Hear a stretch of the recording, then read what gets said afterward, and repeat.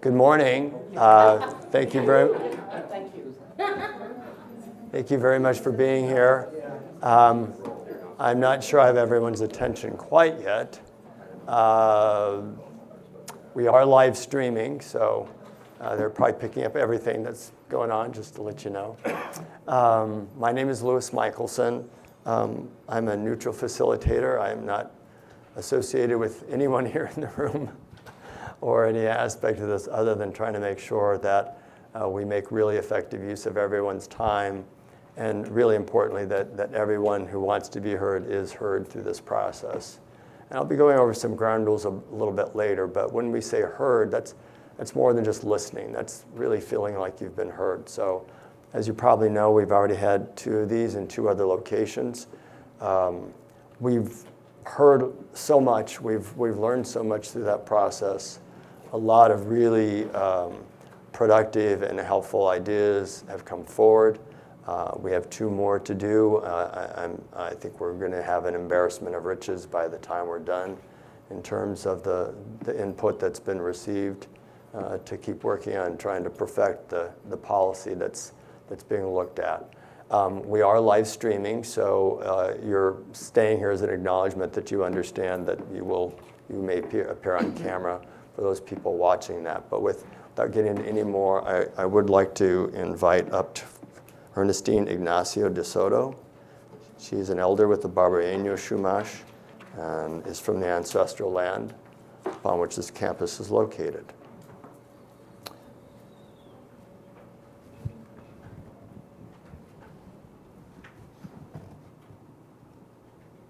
Push any buttons? No, you shouldn't. Great. I'm glad I don't have to push buttons because I normally do, but none of these.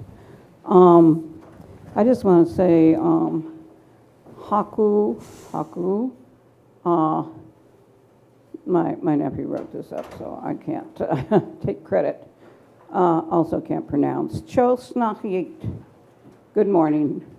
Kakti Ernestine Ignacio de Soto, member of the Barbareño Band of Chumash Indians, known as BBCI. I have a story to tell you. I sound like Estelle Getty. Picture this, if you will. So much has disappeared, actually more than so much. But still, we have our stories here, as well as our DNA embedded in all of it and in our very souls. Actually, I've been DNA'd 4 times. My mother always said I was an alien, and not, of this world. The story of this land is my family's connection to it. Not far from here at the Goleta Beach, on nights when the moon was full, was just recently, my great-great-grandmother, Maria Ignacia, as the daughter of the chief of Siuktun, would gather all her people and go there to do a seaweed dance and to make offerings to the Chamin, the ocean. Later, she married her first husband, the son of the chief of Affiliation. I wonder if that's one shot in the groin and he healed him, but that's another story. The village, just a few yards, east of here, where we're gathering right now, from her daughter-in-law, my great-grandmother Luisa Ignacia, we know the large mesa where this campus is now was once called Ansko Oyoho.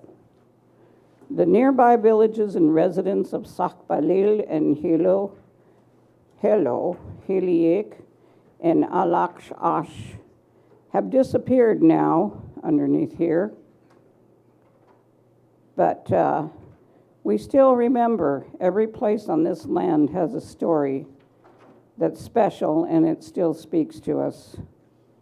The stories connect us to those who once lived on this land. Part of my blessing today is in English and the other part in Barbareño Chumash, our ancient language and land where we stand. The beloved language of the Barbareño Chumash people, and I'll begin, And being a mission Indian, excuse me, in the name of the Father, the Son, and the Holy Spirit. Hiki koko hipaleken, hihe alapai, mai al sushanayayach, hihepiti, kuwa saktina hipala shunatspi, ekwel hipalakshwala, mekanechi iti hilshup, Gehi alapai.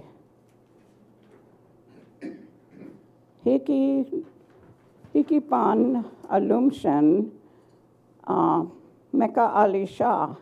Aksiyu ikipi hil alisha. Ki hinsu kutani yu hihe ki achmai. Meka neche kike hiki hinsu kutan wun.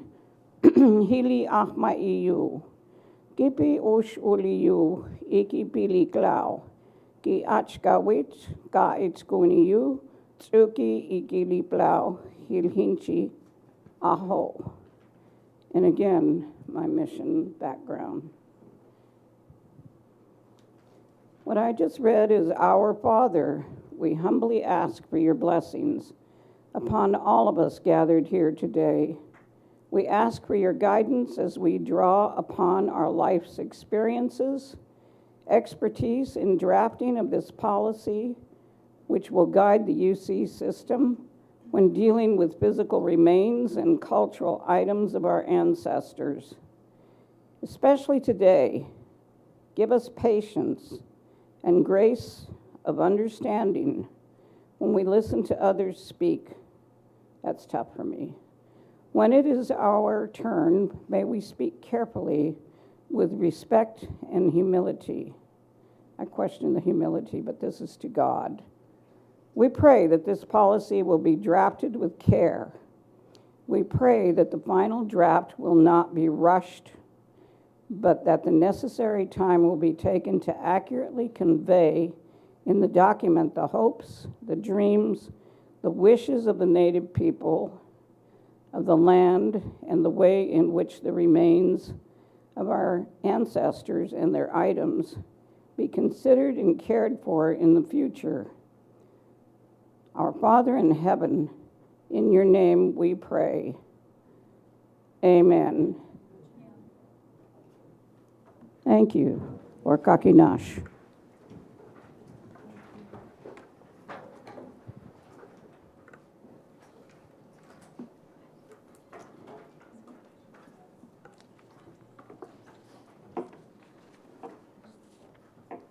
So, particularly for those of you who are here participating by live stream, I just want to walk through just a few slides real quickly.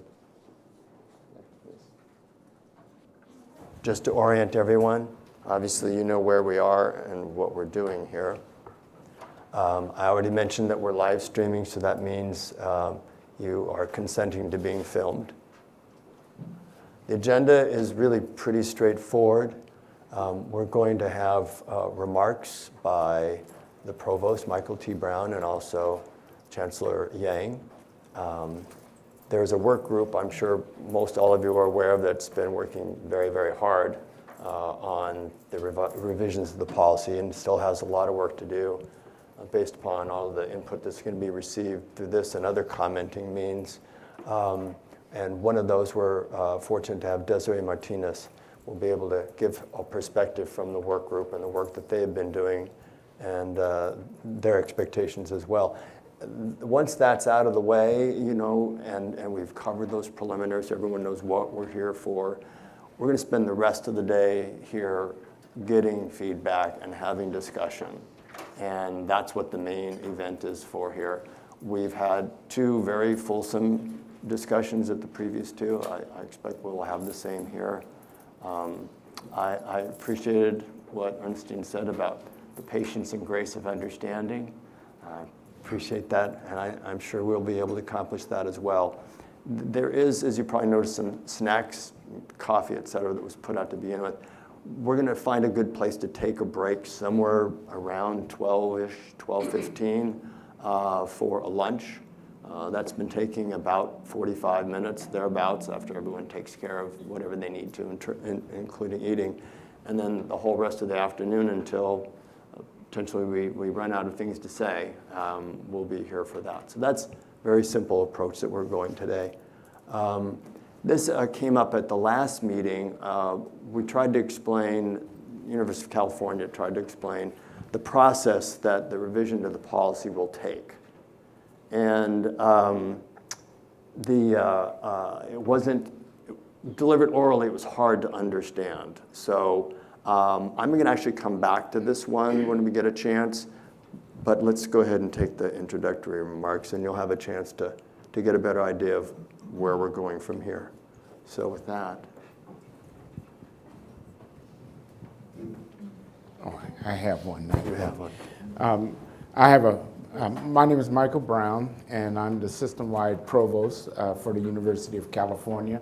I also happen to be a professor here at UCSB, though I haven't been around for a little while. Before I wanted to engage my remarks, I wanted to introduce to those of you in the room and those of you who are joining us by live stream, the Chancellor of UC Santa Barbara, Chancellor Henry Yang, who would like to give us a welcome and, I believe, an acknowledgement of the land as well. Chancellor Yang. It is my honor to welcome all of you to these working sessions on Native American cultural affiliation and repatriation. And I wish to acknowledge the traditional custodians of this place and all land upon which the university is located, and pay my respects and all of our campus respect to the Chumash elders, past, present, and future, for they hold the memories, the traditions, and the culture of this area, which has become a place of learning for people from all over the world. We will have a good session today. Thank you. Thank you, Chancellor Yang. I had work sessions earlier this morning and learned that, I don't know if you can see it, there's a mound out there just on the, I never get the directions right here in Santa Barbara. For me, it kind of feels south, but I think it's east, technically. But there's a mound there that I understand was the headquarters, one of the headquarters of the Chumash people. And I looked online and saw that there used to be a settlement around the Cheadle Hall area, which is the administration building. So thank you, Chancellor.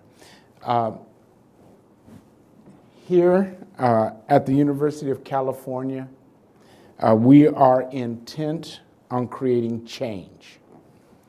The relationship between the University of California and California tribes is one that the President and I deeply value.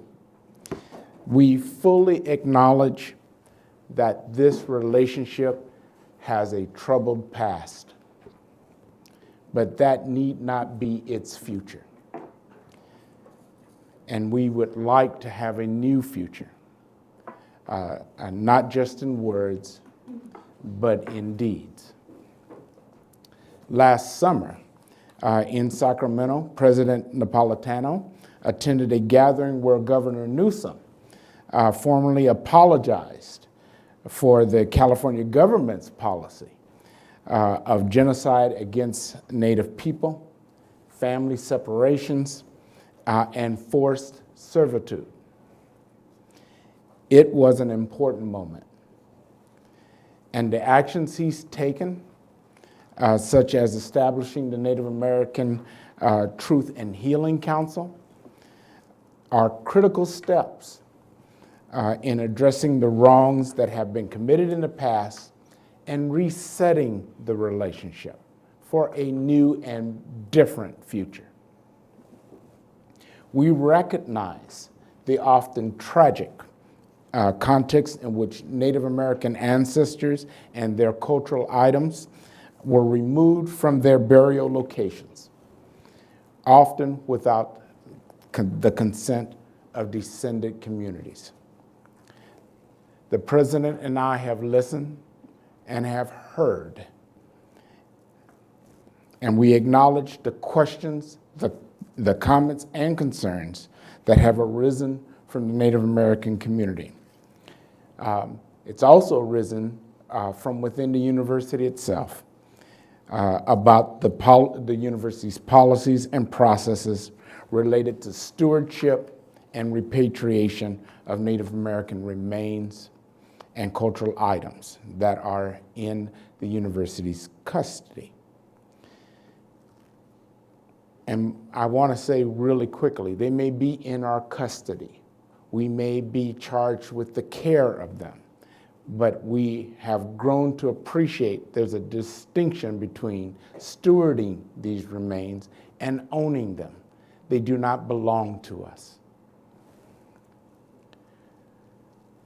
So just so you know, comments have included concerns about variation among the campuses in terms of their interpretation of the policy that we've had in the past, the timeliness of the repatriation process, whether the policies reflect the most recent regulatory developments, and whether there is appropriate consideration of tribal viewpoints. And this matter came up in my earlier sessions with tribal leaders. Well, as a result of these comments and concerns, the President has explicitly stated, and for the first time, directed to campuses to adhere to the following core principle.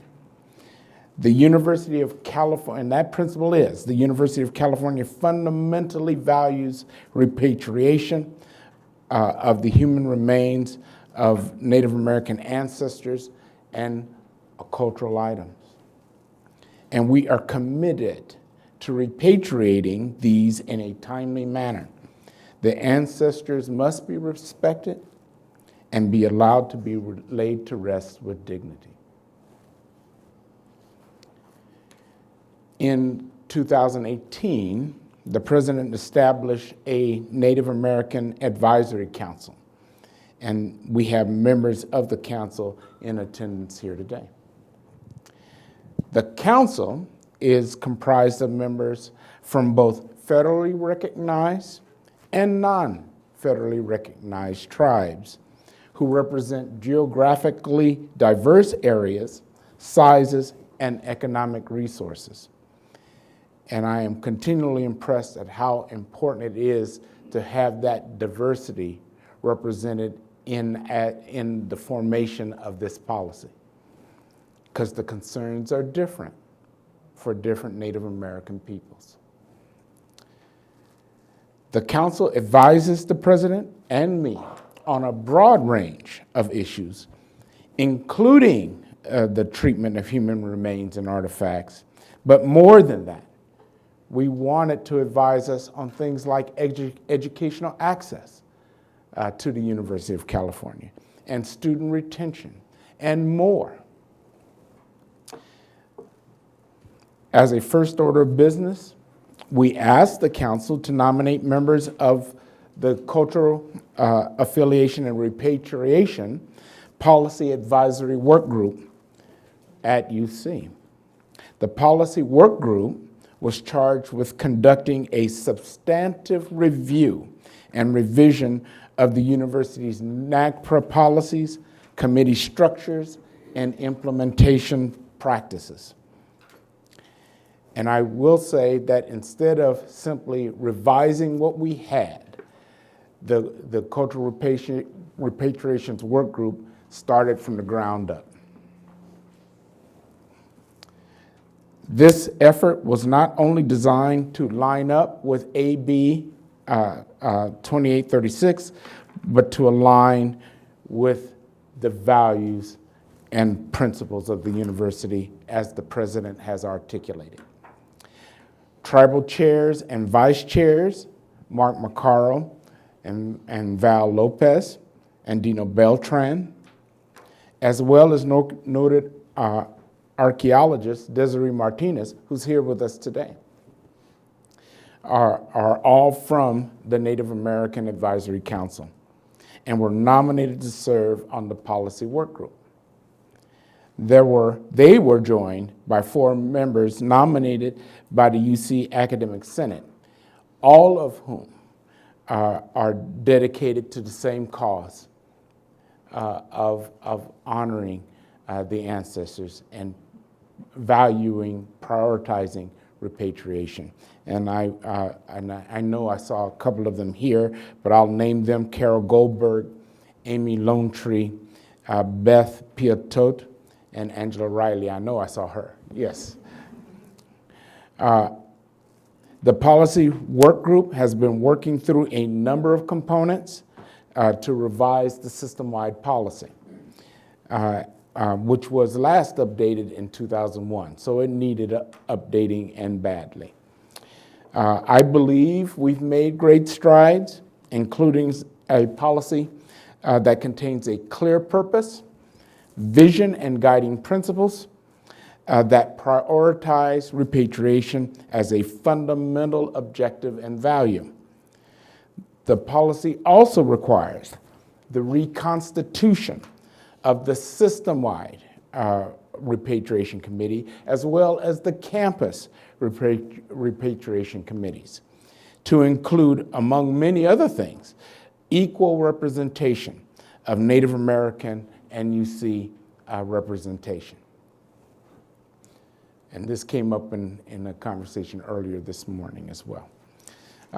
And a shift from past practice that allows repatriation and cultural affiliation decisions to be approved at the campus level. We believe that when these decisions are made now at the campus level, there's no need for another layer of review. If it's satisfactory to the tribes, let it go forward.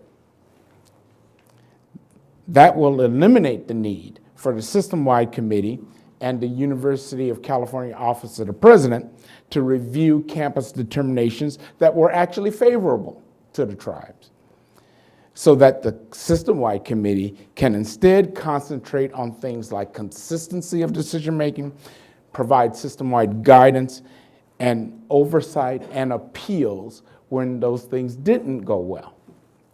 The draft policy requires the appointment of a campus repatriation coordinator to work with Native American tribes to facilitate repatriation. We have found that it's very important that the tribes know with whom at the university do they need to deal with. And it's not always clear. And this will help make that far clearer than it has been. It also mandates repatriation implementation plans with specific goals and timetables. Importantly, the draft policy requires that the campuses proactively review previously unreported holdings that may potentially contain Native American human remains or cultural items. And this is very important, reevaluate previous determinations of culturally unidentifiable human remains in consultation with Native American tribes. The work group has included mandatory tribal consultation and tribal approval for access to human remains for any research or any instruction or any exhibition or any other purpose. Yet with all of this work, more work lies ahead of us, and that's why we're here today. We believe an iterative process that involves real exchange with those directly impacted by the policy is critical to the policy's ultimate success. So let me just say, the university cannot effectively repatriate, though that is our goal, without an active and effective partnership with Native American tribes and their peoples. Therefore, although we had a January 1 statutory deadline to have a new policy in place, at the request of the Native American Heritage Commission, the policy work group itself,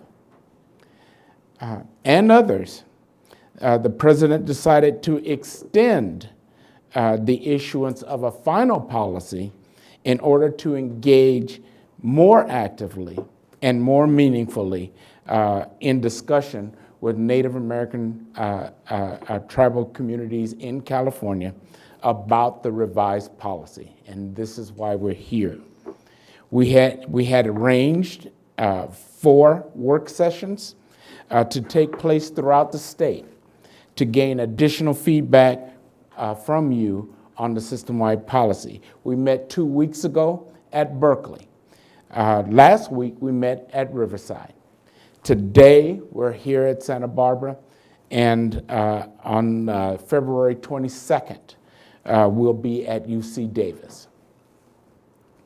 It is important to me and to the president that the tribal representatives in attendance have the appropriate time and consideration to ensure their viewpoints are heard and that a productive dialogue ensues. In addition to the work sessions, and in order to allow for individual tribal leaders to discuss the policy with UC leadership, we also set aside time for one-on-one conversations to take place. I acknowledge that they were brief, and I apologize for that. We're trying to do what we can do. And we have done that at all of the work sessions thus far. We did that this morning for those who requested it. If you are interested in one of these sessions, please let me or my staff know. Certainly in time for our February 22nd meeting at Davis. But if you need another session, let us know. We would like to engage with you. In addition to the one-on-one and work sessions that are underway, we have also set up a website. Is it? It's on the agenda. Oh, it's on the agenda? Okay. Where I think you'll see www.universityofcalifornia.edu/NAGPRA. In any case, where you can access the draft policy and submit your comments and your feedback. There's also an email address and physical address and phone number listed on the website if you prefer any of those means to contact us. President Napolitano has asked us to take action so that she can issue a final policy by July 31st, 2020. We want to move to a new day at the University of California and a new relationship with tribal nations in California. Now, because of internal UC processes and timelines that need to be met in order to issue that final policy, we will actually need to have our next draft completed by mid-March. Following the 4 work sessions, the work group will work through all of the feedback and comments that we've received through the end of February. We'll produce a near final draft of the policy at that time. Let me assure you, but I'll emphasize, that we will review and consider all feedback and comments. Let me publicly also apologize. Some of the Native American tribes and their representatives and important commissions like NAHC have given us specific feedback. We have been working hard to incorporate that feedback. We have not had the time yet to give individual feedback to those who have submitted to those concerns to us. But the plan is that we will be able to show and indicate to all of you who have given us that feedback how we responded to your concerns. So we have not ignored it. The press has been to incorporate those feedbacks in the policy revisions themselves. And we hope that you will be seeing those. Is the red line version available for everybody? That they can see it in the red line version. You'll see at least what we've incorporated. You won't maybe know what we didn't incorporate, and we'll try to get that to you later. But the press has been on revising the policy as fully as we can. I look forward to a productive conversation today. I believe that with your help, we can get to the finish line with a far better policy than we've had. And with that, excuse me? Oh, okay. And with that, let me turn it over to you, or does it? Okay, yeah. To our I didn't know if things were changing on me. Okay, to our policy work group member, Desiree Martinez, who is also a tribal member of the Gabrielino Tonga tribe. Thank you.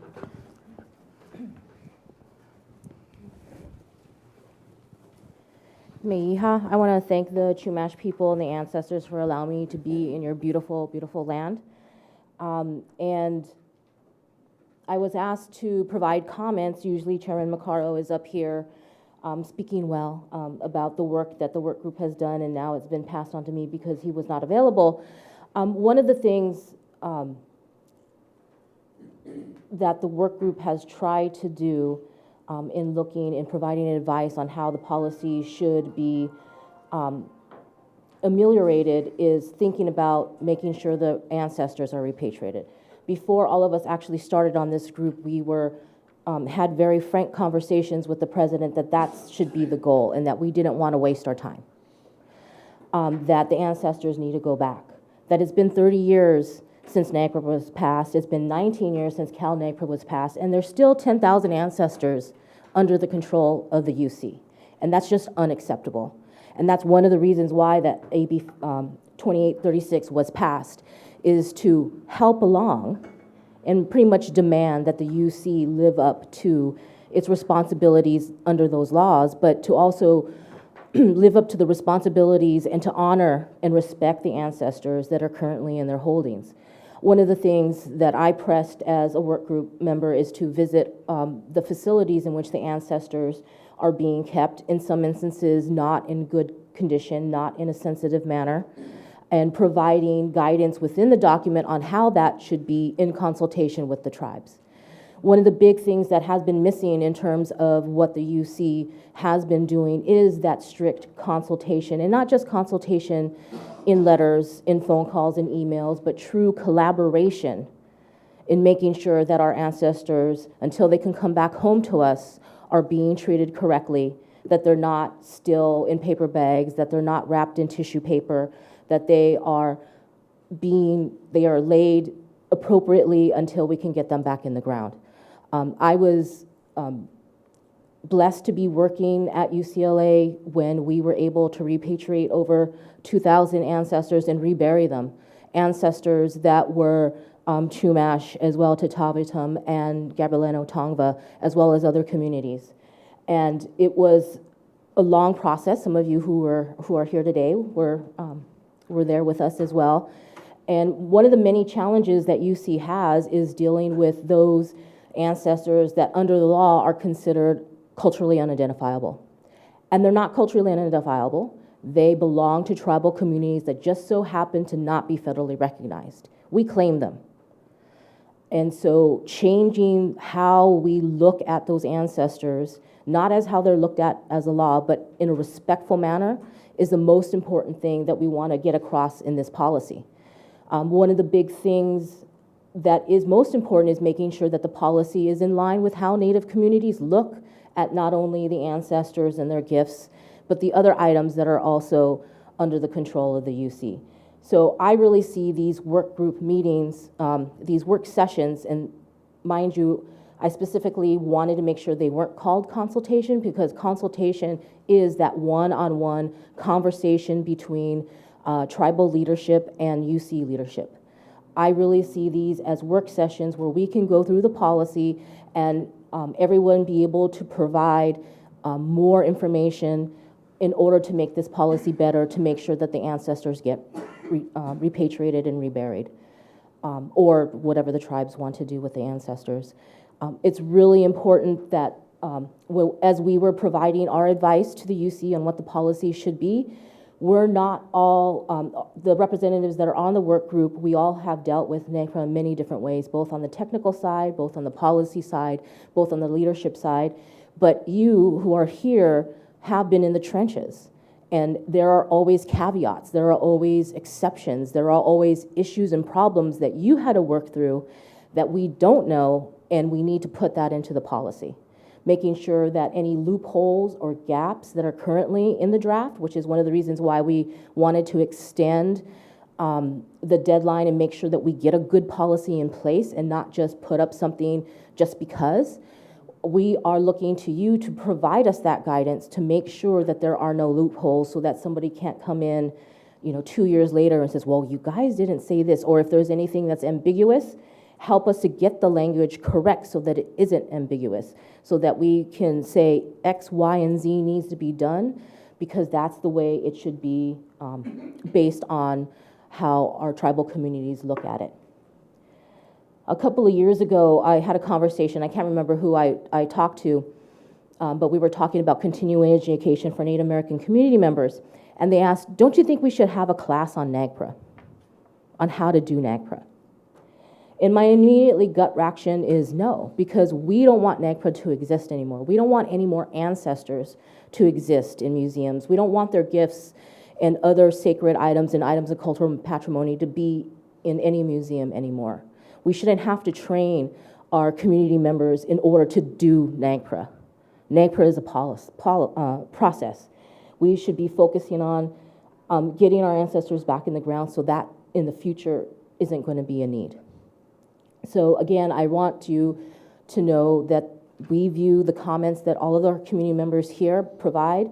We take them to heart, and we want to make sure, again, that we create a policy where the ultimate goal is that no ancestors and their gifts and items of cultural patrimony and sacred items are under the care of the UC unless the tribe wants them to be, because they don't have any place for them at that moment. And of course, we also had other conversations, particularly coming from a non-federally recognized tribe that has no land base. One of the reasons why we haven't done a lot of repatriations is because we don't have any place to rebury the ancestors. And so this is discussions that we've had with the president, making sure that we believe the advisory committee believes it's the responsibility of the UC to find land in order to rebury the ancestors for those communities that don't have land to do that, and to provide resources, financial and otherwise, in order for that to happen. And so we've pushed as work group members for these very important things to make sure that everything makes it as easy as possible for tribal communities to be able to make claims for their ancestors, receive them back, and help facilitate the ancestors' return to the ground. So I thank you again for being here, and I hope we have a productive meeting.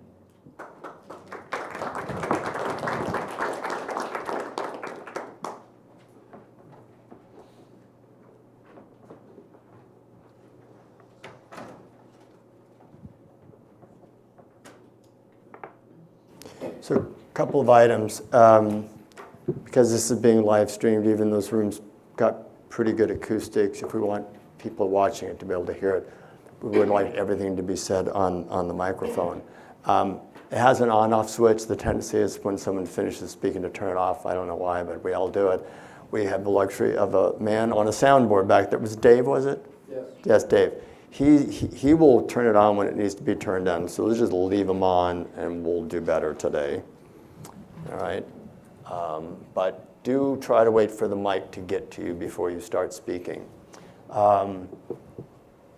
we've already been over the agenda itself, and Michael Brown already gave you an overview of the process.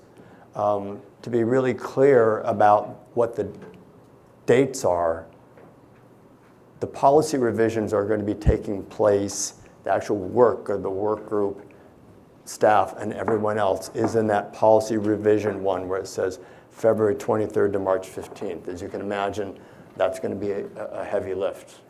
And they're going to have to do a lot of work during that period to do it, so that by March 16th, there is intended to be a 90-day review period. And it's concurrent in the sense that everyone and anyone that needs to be reviewing it, and they're listed there who that would be, are going to have those 90 days to provide additional comments. The other thing, if you don't mind me grabbing this right here, other thing you may have noticed in front of you is this document here. In January, there was a second version of the policy put out in response to comments that had already been received. I would say every day that goes by and every session that we hold, it becomes more and more outdated because we've received so many other comments since then. So while this is I would consider this a snapshot in time of what the university was already able to develop in terms of responses. You'll also notice that it has green and yellow, and that green are the changes that were already incorporated into version 2 from the original version that many of you may have seen. Whereas yellow were, at the time of its production, this document, was what they were thinking about or what they knew they needed input on. This served largely to structure our first conversation because of where it came in time as the first one. I would say in many respects, we've already gone beyond much of what's in the yellow, so just appreciate it for what it is. But if you wanted a general idea of what the core issues that they're already working with to try and resolve, I think you'll find them on this document, and to the degree to which you have any comments on that, that would be useful.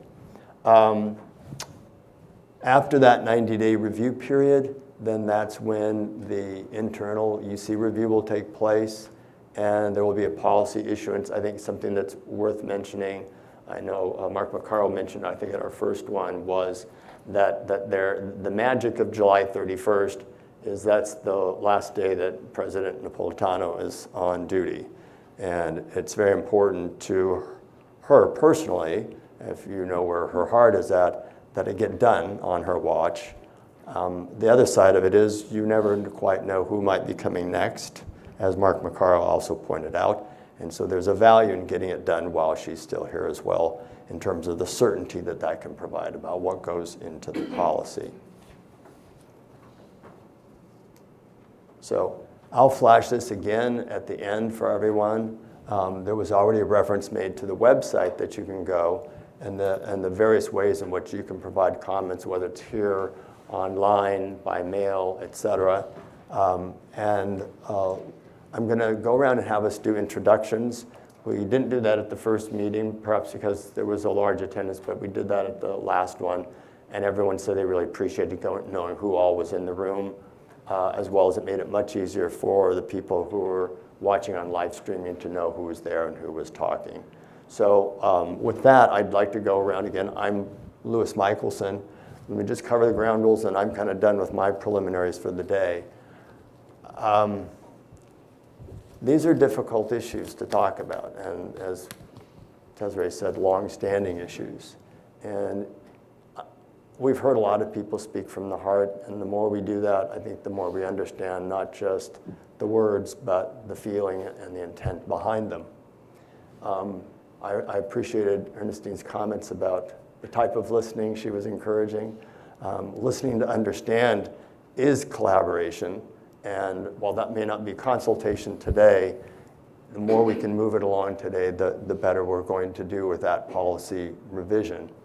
All perspectives are valid. There's nothing here that's really off the table. The previous sessions have been very honest, very open.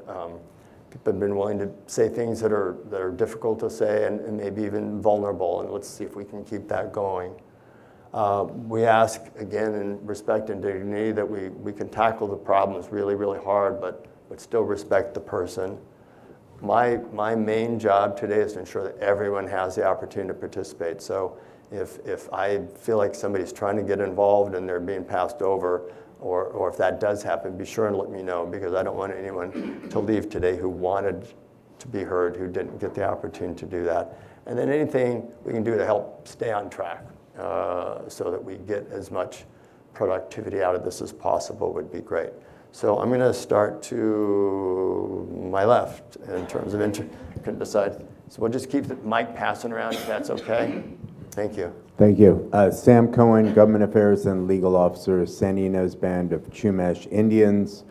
We're engaged in a fight to the death with the Phoebe Hearst since 2008.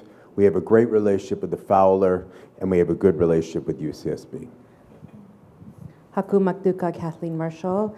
I'm Kathleen Marshall from the San Ynez Band of Chumash Indians. Haku Makduka Nikia Zavala, Kalapala Hulapu, Ikalawashak, Kashtoa Katokiti. My name is Nikia Zavala. I'm from the San Ynez Band of Chumash Indians. I am the cultural director.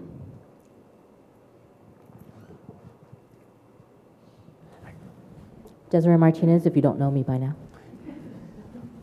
Hi, I'm Brian Holguin. I'm the Associate Director of the Repository here at UCSB, the NAGPRA Coordinator, and I'm from the San Ynez Band of Chumash Indians. Can I go back here for a second? So I can see right now, this is the speaker, so when we point the mic at that, it's going to get a little tough. We'll do our best. Hi, my name is, Do you get turned off? No. hello, my name is on? Okay. My name is Yaika. I'm a fourth year undergraduate student at UCSB. I'm Diane O'Brien from UCSB. Should I introduce myself? I think we got it. Candace Wade, UCSB AAIC. Margaret McMurtry, UCSB AAIC, which is American Indian and Indigenous Collective. Hi, I'm Dr. Douglas Kennett, Professor of Anthropology and Director of the Repository for Archaeological and Ethnographic Collections. Britt Holguin, graduate student here and Associate Curator of the Repository. Jonathan Malandine, PhD candidate and the Assistant Curator of the Repository. Eleanor Fishburne, my grandfather comes from the village of Miku, and my grandmother comes from the village of Matilaha. I am a Chumash tribal member from both Santa Barbara and Ventura, and I'm also an anthropology student. I'm Sedona Goman-Shulsky. I'm Tonawanda Band of Seneca from the Haudenosaunee Confederacy, or the Iroquois.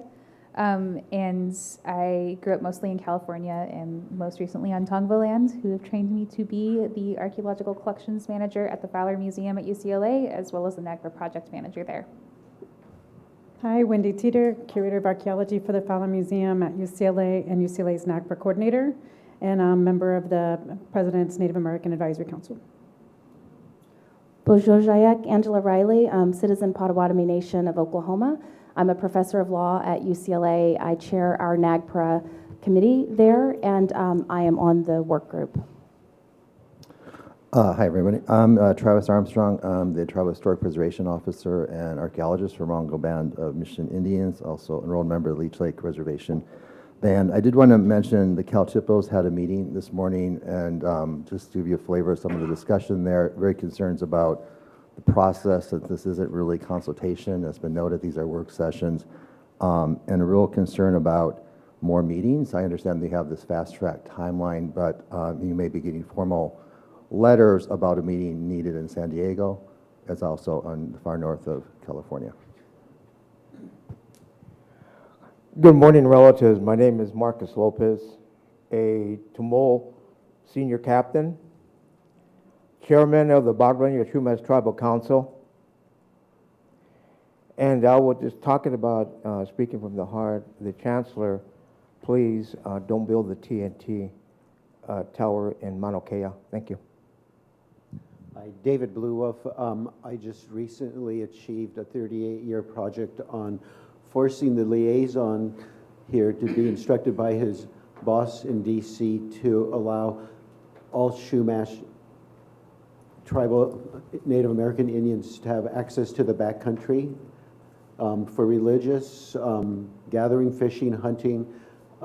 First time in 38 years, but I've been working on this continuously, and I finally got the letter indicating that we could do this, and I'm very pleased to be a part of this group, and thank you very much. Thank you. I'm Christina Snyder. I'm Dry Creek Pomo, and I'm the Tribal Advisor for Governor Gavin Newsom and Executive Secretary to the Native American Heritage Commission. Haku, Santana Julie Tumamayat, no on Chumash Kasnuna Achai. Hello, and good morning, Julie Tumamayat Stensley.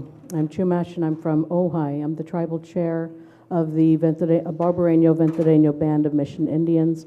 I'm a commissioner on the Heritage Commission, and I'm very glad to be here. Ernestine and I, and my father, Vincent Tumamayat, were on the very first repatriation committee here at the university, so it's nice to revisit this and go over many things, so thank you. Haku to everyone here and everyone watching, listening online. My name is James Yee. I'm the chairman of the Barbareño Band of Chumash Indians. Kiaka ika shishkuka hi ito hokia nuna. We are the people of this land. I'm also a graduate student in the Department of Linguistics here at UCSB.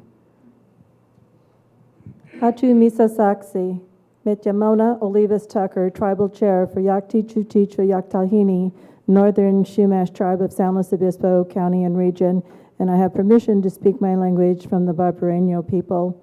I'm here in a good way. I come from good people. Ki istu mistu sumokini. Haku, you've already heard me before, Ernestine Ignacio de Soto, and I feel like an old military retiree called back into service again. We've gone through this before. Hopefully it'll be better than the last time. And thank you, Mona, for speaking your language on our homeland and for asking permission. Thank you. Aku, Kati Barbara. Hello, my name is Barbara Lopez, and I am a tribal member for the Barbareño Band of the Chumash Indians and elder. Haku, my name is Linda Morello Trevino. I am the daughter of Ralph Morello, descendant of Juan de Jesus Justo, chief of Senejitas, and I am a cultural resource monitor for BBCI. Haku kakti kapcho kapkumali.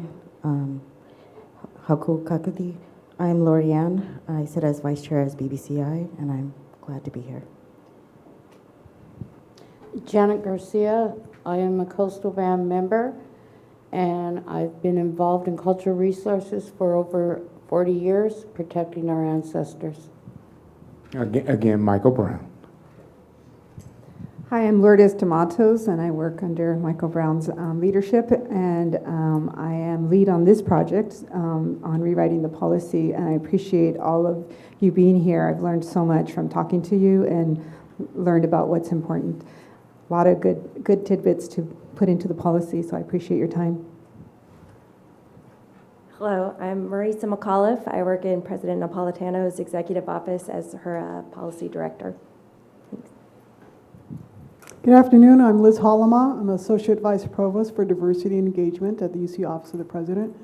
I've been one of the organizers of these sessions and also staff to the President's Native American Advisory Council. Thank you for being here. And with that, we are ready for discussion. Excuse me, I'll mention that they brought the lunch very early. It's been kept under wraps, so hopefully it'll be fresh. But I don't want to go straight to lunch. I want to give people a chance to start talking before we do that. So I think after a respectful amount of time, we may find time to go out there and have lunch. But in the meantime, again, if you wouldn't mind waiting for a mic to make its way to you, I thought I had a runner or two who would be doing that. I don't actually see them in the room at the moment. All right. So there are some mics there too. So who would like to begin to talk to us about the policy and the revisions that either have been made or, to your mind, still need to be made to meet the overarching objective of repatriation? Anyone? question? Yes. Can you wait for the mic? Thank you. Did I hear it mentioned that each UC would have a tribal liaison to help with the interaction between the UC and the tribes? So Lourdes is going to respond to that. Yes. Yes. Make sure it's on. Okay. Hello? Wait, let him leave. Hello? Yeah. There we okay. go. Thanks. Yes, we have moved away from calling it a tribal liaison because that caused some confusion. But in the draft policy now, it's called the tribal coordinator, a repatriation coordinator. I'm sorry, a repatriation coordinator, and that person will be the main conduit between the tribes and the university to begin repatriation processes. I mean, just this morning in some of the early conversations we heard about, oh, I'm talking to the archaeologist, and the archaeologist never has time for me. And so we do think that it's very important that a person with the sensitivities and knowledge about how tribes work be in that position, and that's what our intent is, to have a repatriation coordinator at every campus that has Native American, that we know, has Native American human remains or cultural items. And then at those campuses where we don't already know that we have those, then there will be a point of contact, so that if there's a belief that something exists and that they need to also, that campus may also need to staff up and figure out what to do, then there, at the very least on those campuses, there will be a point of contact as well. So for the repatriation coordinator, what was the criteria, or what is the criteria for that person holding that position? Let me look that up. Has that been established? And/or tell us what you think they should have. This is, what would you consider the appropriate qualifications? Well, I believe I heard her say that this needs to be a person who has sensitivity to the tribal, what we're trying to achieve. And so there would be, I think, a lot of criteria that person would need to meet, which should be established by the working group with input from the tribes. And I'm not able to give you all of that information, but it has to be someone who is familiar with our history and the history that we have with the UCs. Thank you. And would you say committed to repatriation? I mean, that's... I would say that would have to be the biggest quality that this person should have, these people throughout the UC system. If they're not committed to repatriation, then they're not the appropriate person for that job. Right. I 100% agree with that. I think of everything that I've heard and all the words that can be in a 50-page document or a 100-page document, it doesn't matter. It comes down to the people. And so I 100% agree with that sentiment. And I'm looking at the policy on page 13 where it describes the duties of that person. One of the things that we really tried to do and we talked about in the work group was that the repatriation coordinator should be somebody who has the right kinds of authority to say to a department that maybe in the Department of Medicine that might have some what we think might be human remains, that person be able to contact that department and say, we need to come in and look, and we need to figure out if there are Native American remains in your department. So we wanted to make sure that person was duly authorized, that they be at a sufficiently high level, and so the repatriation coordinator reports to the what do we call it? The chancellor or a chancellor's designee directly. So those are two things in there. And I thought we took a lot of the language that actually Wendy had provided for the repatriation coordinator, but I'm not seeming to find it right now, but we will make sure that it's there. I've heard that comment over and over again. I really take it to heart. Great. Thank you. What else? There's a lot on people's minds. Can we get the mic over here too?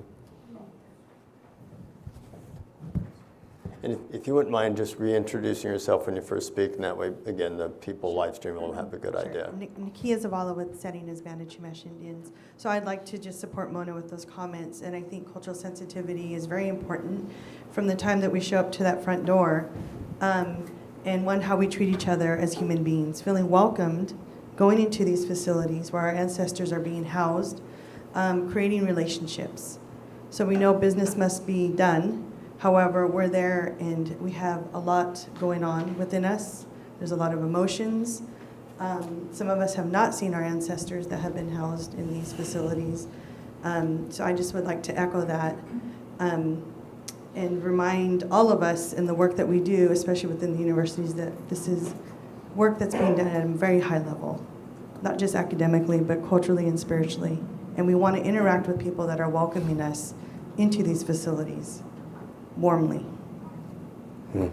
Yes, one of the comments that was made at the Berkeley session was that there should be sort of instructions about how to have that welcome. And it may seem very simplistic, but maybe some people don't know about what the sensitivities are. And so what I think is still missing, and let me just say it up front from the policy, is that, and we've heard this criticism from the Native American Heritage Commission, is that we need to have like detailed procedures, and that's still missing. And I think it's appropriate that we wait until we meet with all of you and hear these kinds of comments before we put that in there. But it's like a step-by-step, right? So what do? You get a call, and then what's the next step? And Wendy's nodding her head there. Yes. So I think we're going to be talking about that and trying to capture that in writing. Although a lot of it is still coming from the heart, we want to at least capture some baseline for those things. I'd also like to mention any type of recourse that may be happening that we can have right at that moment. So when we're there doing the work, if there's anything that we need support. Sometimes not sometimes, there is a disconnect between us physically being there and maybe the staff that's assigned to support us. Should there be any issues, we need to know where we can go for any recourse, should we have any issues. Do you mind giving an example of like what that would look like? What would be missing that you need? I think if we're feeling uncomfortable, if we're actually doing the work and we're not feeling that we're truly being welcomed. And we're dealing with a couple of staff members. We need to know if there's another level we can reach out to instantly. I think that's really important. Okay. Thanks. He's going to grab the mic from you. You're next? Yeah. I hope so. If you just leave the button on, I know. Hi, back in the late 50s and early 60s, one of my jobs was to go to the Museum of Natural History on the backside where they had the windows facing the creek. And when I was a kid, there was just stacks and stacks of boxes of my ancestral remains with black numbers and letters written on them. And then my job was also over at Chewalawa or Hammond's Beach in Montecito to bury my family's ashes there. And I'm trying to figure out, is it possible for the UC system to designate a portion of various campuses where we can place our remains in a burial site there? I mean, the remains are already here in boxes, and it'd be nice to see if we can find secure locations that will not be intimidated or vandalized in any way, shape, or form. I think we need to use that as another first step in assuring that we are going to be working together hand in hand to accomplish what everyone needs and wants. I think it was mentioned at the first meeting in Berkeley that a UCLA had done something along those lines. Would somebody want to talk about that example? Let's get her the mic, just as an example of what that could look like. To talk about UCLA, well, the chancellor, with the big assistance of Carol Goldberg, designated a portion of the property, but not on campus, but in a safe place that was a use area for both Chumash, Taviam, and Tongva people, and that's established in perpetuity with the support of Sanyan as the caretaker in perpetuity of that property. So it's now under their care. And we were able to then reinter all of those ancestors that were appropriate to that spot. There were the Tonga asked for other locations, and so did the Chumash. For ones being farther away, up by San Luis Obispo and other places. So working with 10 tribes, 2 federally recognized and 8 non-federally recognized in order to make that possible altogether. UC Davis is working with Amo Munson and has set aside property for them and is doing a direct repatriation. UC Santa Cruz, and then UC Davis is also working with the local community to set aside land. So it should be very possible for UC Santa Barbara to set aside that land as well. And it is also, I would say, very important that the UC do this because academia is an extractive process. So you have generation of scholars that have made their reputation off of the backs of the Native ancestors. And so it's important for the UC to shoulder that burden to work with the tribes and to pay for those reinterments so that we acknowledge what has been taken from so many over such a long period of time. Do you want the mic back? Oh, down here, Tim? Yes. Oh, he's got it. Yes, Marcus Lopez. Hi. The only reason I'm here is we want to put our ancestors in the earth where they belong.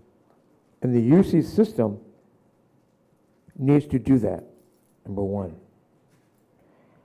Secondly, discussion about the coordinator, it needs to be a person that is respected by all the different bands. And they just nod their head, yeah, with the different qualifications, obviously. The third thing is the notion of free, prior, informed consent. That's from the United Nations Declaration of the Rights of Indigenous Peoples, a new threshold internationally. That free, prior, informed consent within your, and I was looking at this within your flow chart and within that circle thing, that needs to be clear in all the different bands of where you're going with this. And then give the information and the resources to decipher that information. So it's just not, well, we're going to have a coordinator, but what are the qualifications? It should be on the board. Secondly, if we're all comfortable with that, then nay or yay, whatever the case might be. And then in turn, what's the purpose of the coordinator? And I think you underscored that when you said repatriation, putting their ancestors back in the earth. And that's so important because if we don't have the free consent of the information, then we can't make a proper decision.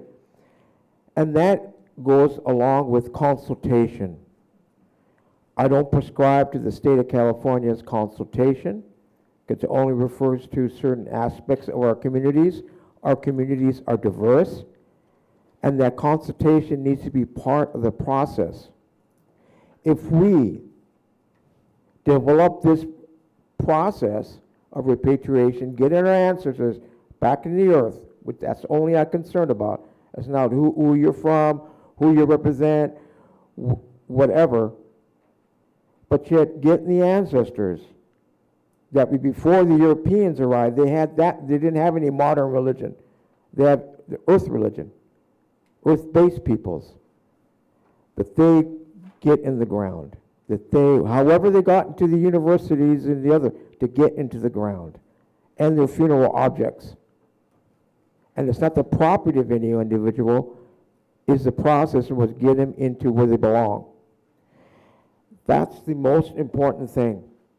And to ensure that the coordinator needs to understand that's their job, her or him job, or their job. That's the main focus of that.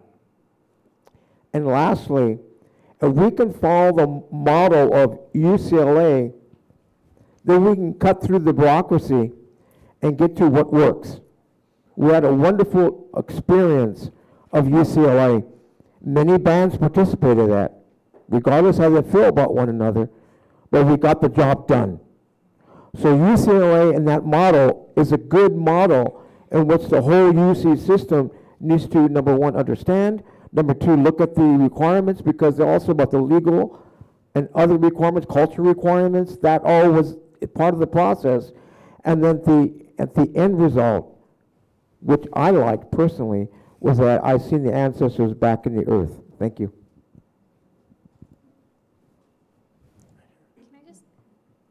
Actually, Oh, okay. I know what's happening. He's putting the dials up and down and only turning on the one that's being used. And so sometimes he's a second behind. If he doesn't see who's speaking, he doesn't know which one to bring up. So just give him a sec. He'll get there. Sorry. Okay, so I just wanted to say very quickly, there seems, I think, a basic thing that UCLA understands and that Wendy's understood and that everybody working here has understood is that there are no cases where human remains or items that I know of were taken with any sort of free informed consent. Oh, okay, sorry. I'm not used to them. This is bringing me to, basically I'm saying that there are no cases that I know of where human remains or their belongings or gifts were taken with consent from the tribe or from their descendants.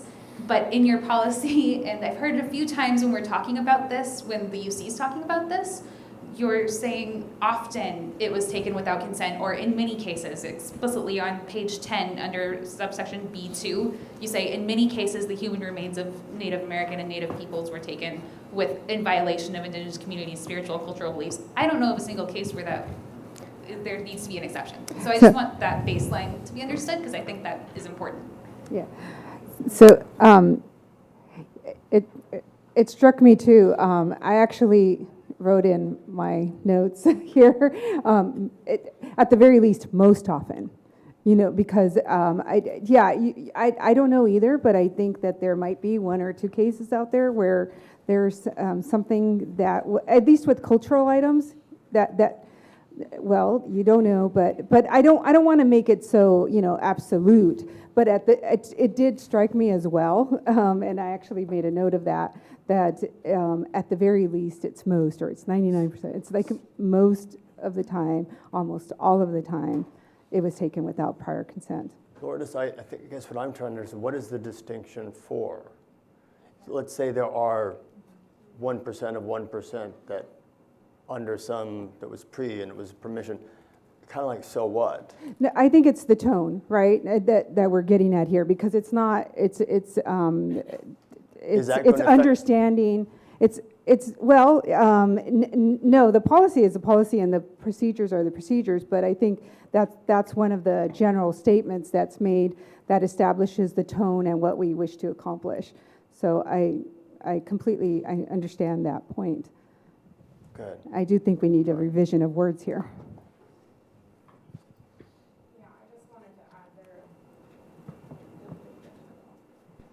I just wanted to add, if the point is to set a tone, then I think these policies should set a tone of truth-telling rather than legalistic, fudgy language. So just wanted to add that. Is there, in the policy, is there a distinction if there is an item that, at least from the perspective of the University of California, they have with permission, would that change how you would handle repatriation?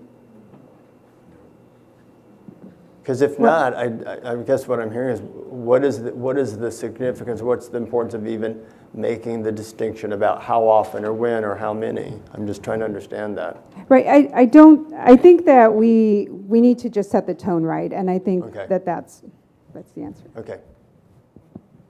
Yes. Julie Tumamaya Stensley.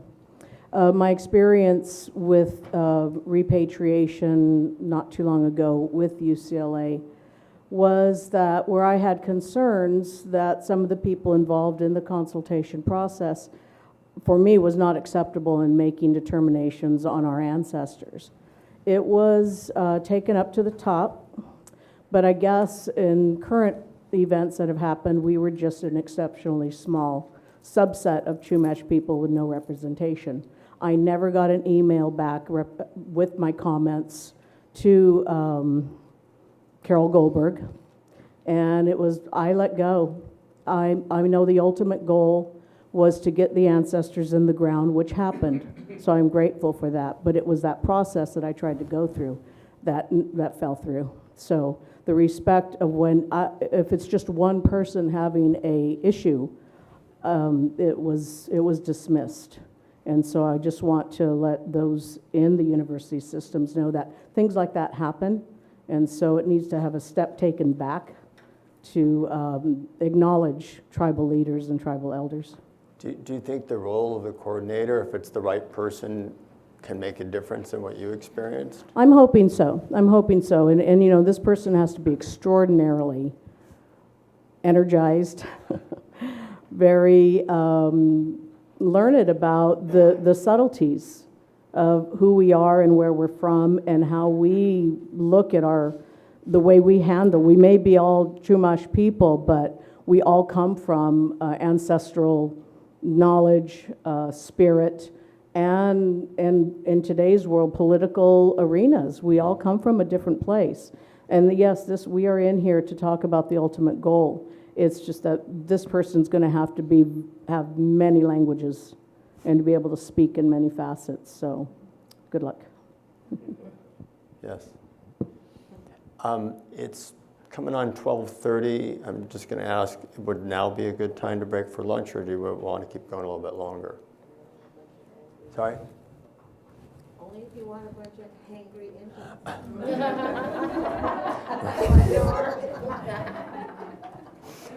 I think that was an encouragement for us to go to lunch. So thank you. Sorry. Let's take a half-hour break if we can do it in that time and get back here. And I'll be checking in with anybody, see when you guys are ready to come back, but hopefully sooner. Thank you. Hello, everyone. Dave, are we ready to go?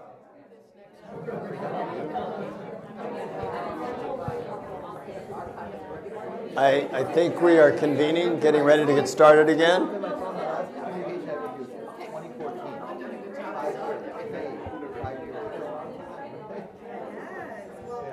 Afternoon, everyone.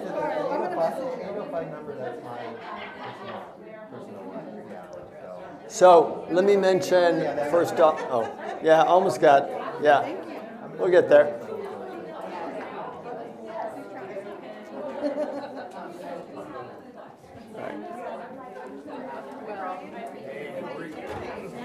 If I could get everyone to convene, please.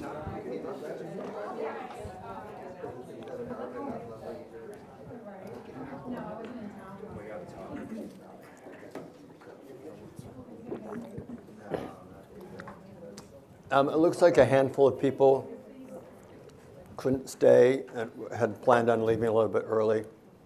I think that's opened up a couple of spots on the table, particularly down at that corner there. So if there are those of you who would prefer to have a ringside seat,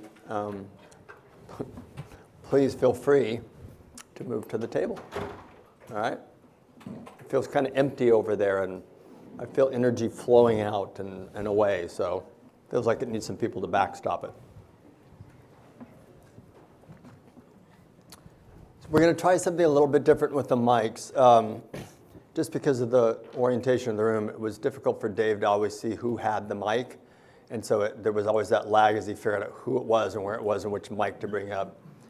We don't think the room is so live that if we're careful with the mics, we're thinking we're going to try leave them all on and leave them all on the board. So all the mics are live at once, and that way there won't be any awkwardness when you pick up the mic. As long as we don't get any feedback or people don't start beating it against the table who aren't talking, I think we'll be fine. And if not, we'll go back to the other way, okay? But I'm just trying to figure out how to do this as expeditiously as possible. We ended up spending most of the time we had before we broke for lunch on the subject of the coordinator, which is good because we hadn't spent that much time on that at the first year. In fact, what's really interesting is how very different all three meetings have been so far, and that we've covered new territory every single time we've had one of these meetings. So that's actually great. It means that the breadth, if not the depth of feedback, is going to be that much better for the whole policy. We can open up to anything that's on the matrix. We can open it to anything that's not on the matrix. And we're here for as long as you have things to tell us. So again, if you just wait for the mic for the benefit of the people who are watching via live streaming. Where do we want to go now? Yep, great. Hello, Julie Tumamite Stensley. I would like to address the locations, and as has been spoken earlier, the concerns for the non-federally recognized tribes and how big our particular area is of the Chumash people. We have no land or space or finances to repatriate. But part of the discussion we've been having here talks about the UC system and the responsibility and partial financial assistance for that. I have always had this thought and just kind of a dream in my heart to say, can we repatriate our ancestors to as close to where they've come from rather than do the mass, location for people from all different areas. And perhaps we can encourage maybe state parks that at least the individuals or families can be within their own counties of where they come from. And again, wherever we decide that if they are going to be reinterred, that there's going to be testing in that region so that we're not bringing more up or impacting cultural sites or sacred sites that we know where they're being put. My reasoning for the state parks is that we have state parks all up and down throughout our territory, from one end to the other, and they're protected. They're state protected, and there's patrol. For me, I wouldn't want to see any markers or anything that just discreetly be placed to rest in the areas closest to where they've come from. We can't take them back to where they were. It's now impossible, which makes me sad. But, at least we can look at other alternatives than bringing everybody together in one place, that their spirit is still connected to the place where we were moved from. Thank you. All right. Oh, here, get one right here. I guess I'd like to talk about NAGPRA and CalNAGPRA and talk about the burden of proof for affiliation. The majority of, for certain collections, the majority of the collections are culturally unidentifiable, and as a result, they're not eligible to be repatriated currently under existing, well, at least federal law or even under CalNAGPRA. But, and then some UCs are much more aggressive and actually contest the claim by the tribe and ask the tribe for additional evidence to prove affiliation. So the UC is actually judging whether or not the tribe is affiliated to the human remains or the associated funerary objects. And I would like to propose changing the burden of proof. I think that once the tribe makes an affiliation, the burden of proof should be on the UC to disprove that affiliation. The burden should not be on the tribe, right? If the tribe self-identifies with particular human remains based on location or burial practice or based on the provenance, if there is any, all right, then the burden should be on the UC, because we're fighting with certain UCs because they don't like our evidence.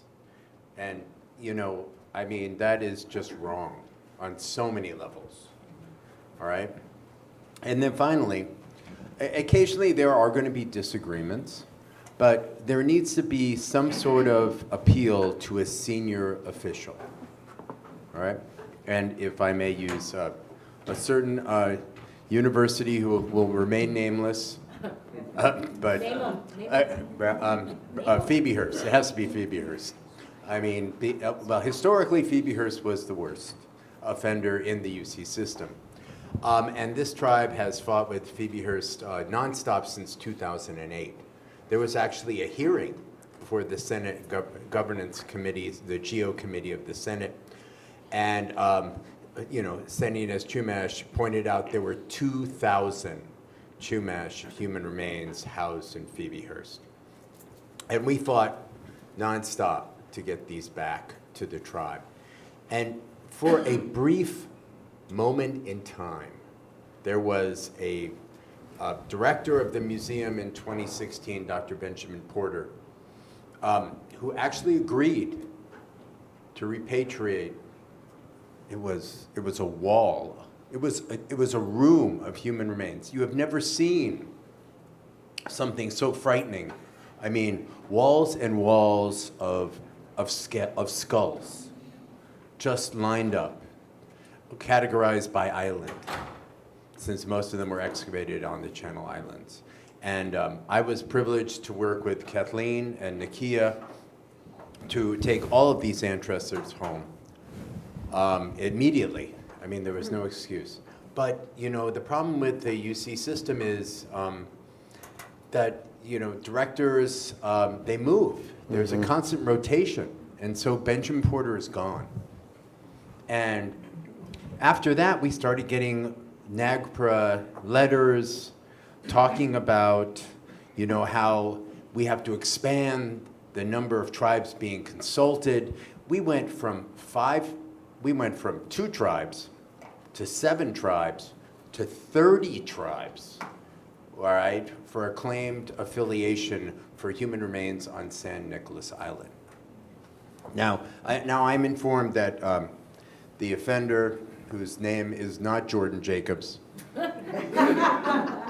but might be, is no longer in a position to further influence these kind of repatriations, and we're in the process of hopefully righting this wrong. But it seems like there should be an appeal, some sort of appeal process to a senior member or a senior person, because we can't always rely on. They're currently called NAGPRA coordinators or facilitators. They're going to be called NAGPRA liaisons in the new regulations. But, they're just people, and some of them are going to be wondrous. Some of them are going to be average. And based on a bell curve, some of them are going to be awful, all right? And so we just need to have some method to rectify any wrongs. Thank you. So the draft policy does include a section for appeals, and as we mentioned earlier, the repatriation coordinator will report directly to the chancellor or chancellor's designee. So I think it's that change of a high level of an appointment and recognition by the university that person needs to have that kind of connection, I think is important. There is a... The intent of CalNAGPRA, right? So, and as well, so at the last session, there is in the policy right now, in the draft policy, there is we've included a process for complaints. So the appeal is for a decision that the university has made.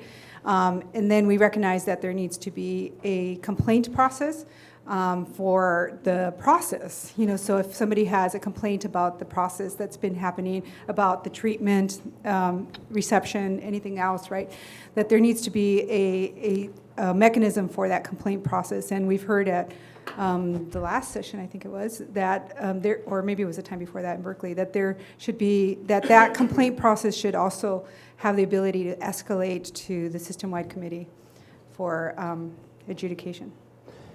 Besides the issue of how to handle a dispute or complaint, I think the first half of his comment was maybe a way to avoid as many complaints by the weight of evidence or the preponderance, or a lot of different words have been thrown around at the various ones. Can you speak at all to the notion of kind of like where that's at, the notion that trying to lift the burden off the Native Americans, that the proof has to be on their side? Right. We've heard that, I think, a lot in these sessions where the suggestion has been that the burden of proof be on the university side. So I think we need to think about how that can be incorporated and be consistent with the law. So that's something that we will be talking about with our work group. But the other part that I was trying to get at in some of the consultations or the conversations that we've been having with individuals is like, well, how do you present your evidence? How does that come together, right? And is it something that's written by the tribe and then submitted, or is it a conversation? How does it get there? And what we've heard is there's a lot that the university can do to help get that evidence recorded from the tribe, so that it's not purely on the tribe to present it, but it's also on the university on bringing it together. What about other agencies of the state government? For example, the Native American Heritage Commission has some sacred lands files and also affiliation files. I am blessed to work with a tribe that's well-funded, right? Not every tribe is so well-funded, right? And I can hire archaeologists, all right? And we can create documentation. But I mean, not every tribe has that kind of ability or resources. So there has to be some other way that tribes can go to some sort of state database, and there's got to be a presumption that, if it's something between Paso Robles and Malibu, that's got to be Chumash, right? I mean, all right, and the inland all the way to Bakersfield, all right, and then, if it's in Temecula, all the way to Rincon, that's Liceño, all right? So there's got to be maps, or records, and we should hopefully implement those or include them in the process to reduce the record-keeping burden and the costs for tribes to affiliate with their own ancestors. So you're saying there'd be a way to have some presumption going in? Yeah. So one of the things that we've heard repeatedly, I think, is that the information that the university has on the remains should be made available to the tribes. Yep. I think, though, if the idea is that you are working against that presumption and you're trying to verify whether it's accurate, what we collect at the Heritage Commission is self-reported information from the tribes themselves. And so I think that it is a valuable resource if you are in question of whether there's validity to a claim. And that it's not just that information exchange to the tribes, that they want the information that the university already has. It's also, if there is a claim and you are trying to verify, we can also be of assistance, even though admittedly our records are not the best records and a lot of tribes don't like them. We do have some self-reported information that can at least assist you. So would we go to the commission to obtain those records, or are they? You would not obtain the records because we don't share those with anybody. Okay. They're confidential because of, right? Sorry, my brain has stopped working. But they're confidential for reasons, tribes don't want their sacred sites out in public. It's kind of like when we do this for AB 52 or SB 18, agencies and lead agencies will call us and ask us, which tribes have cultural affiliation in this specific area. And so if you have CUI collections that you know pretty well where they're from, we can help you kind of figure out that. So what we've done at UCLA is pull together all of the records. So we have a collection that includes ancestral remains. We pull all of that information together from our records. So we usually have reports. We can go to the information centers and get more information about who has been consultants. If it's been further impacted, they will tell you which tribes consulted. And we get together a list of all of the people that were involved, all the tribes. Then we make phone calls to those tribes, find out who their NAGPRA consultant is, and then talk to them about whether or not this is within their tribal territory. Do they wish to be culturally affiliated? Or are they interested in pursuing things further? Then we send them everything that we have already in a notice draft. So it's a summary of like who, what, when, where, why. So including an Excel sheet, this is the number of people, this is the circumstance, all the things that we would provide also to the UC for that claim. And then we say, is there anything else? So what kind of consultation and additional information would you like for us to include? But most of our work is done on our side, and then they help us. We're not shifting that onto the tribes themselves. And that includes, like, who should we be consulting with? Because if you're missing someone, it can happen. They will tell you, like, hey, this isn't our area, but you should really be working with this particular tribe. So, you know, nobody's doing this with bad intentions. Everybody's trying to have a good end game. So I think we need to just have more trust with the people who are doing this work. I think what you're describing, though, is we've heard a couple of other sessions, the notion of being proactive on the part of the University of California. And I think you just outlined some of the ways in which you found the university could be proactive. Great. Yeah, down here.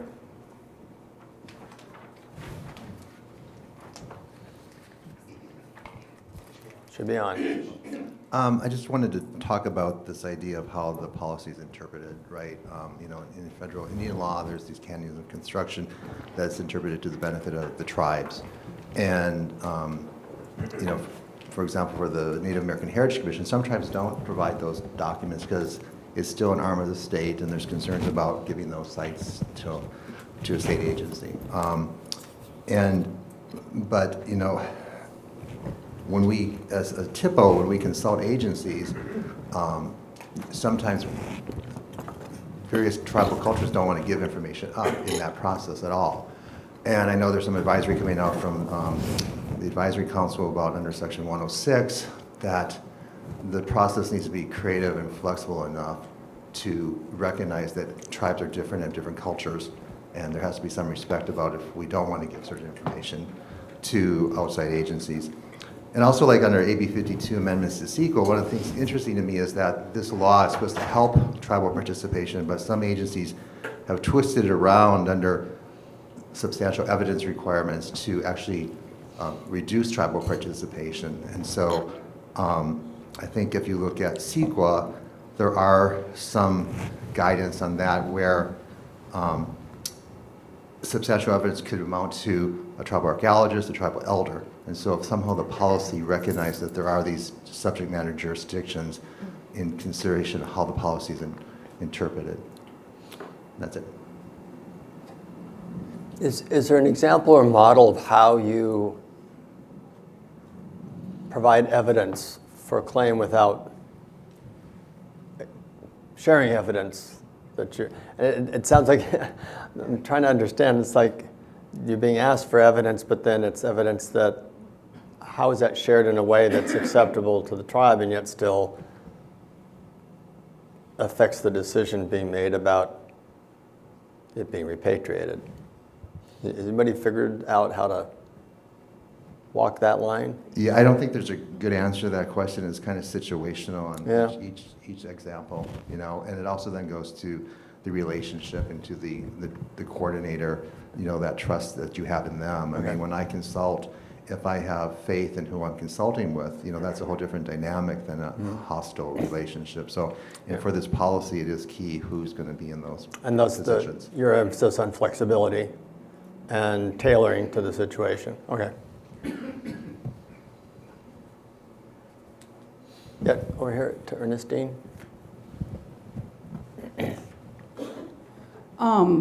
Again, Ernestine Ignacio de Soto, and I'm going to speak hypothetically.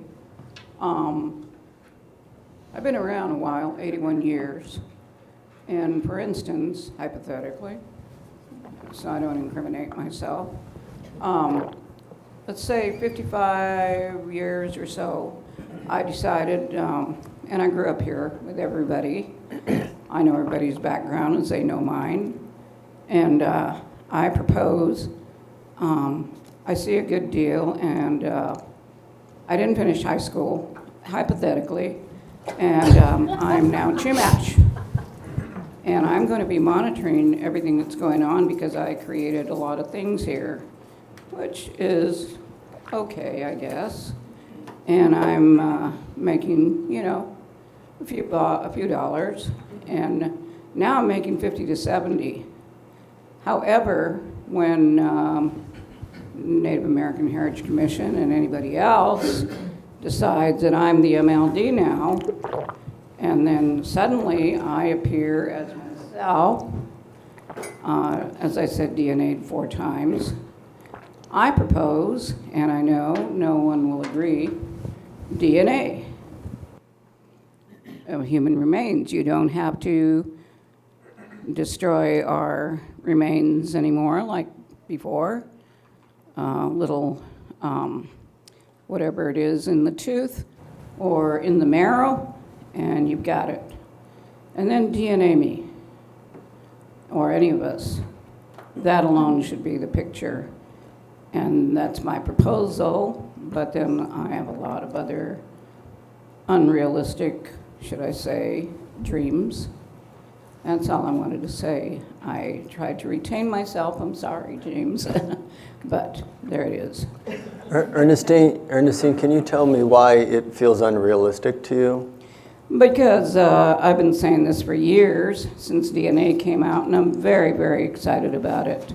Okay. Not because of my great inheritance from my ancestors, but I'm very interested in the scientific things that it gives us, aside from cold cases. My main other interest is medical research, being a retired nurse. And I see many, many things going on with this, including cure for cancer, preventing, I'm as a Catholic, I can't say abortions, but presenting, bringing into the world somebody who's going to have a multitude of physical or mental problems, of which I have probably all of the above, but I was born physically impaired, not supposed to be here, but I'm here for a reason. So okay. I have to say that I'm very, very excited about it, just DNA in general. Okay, thank you.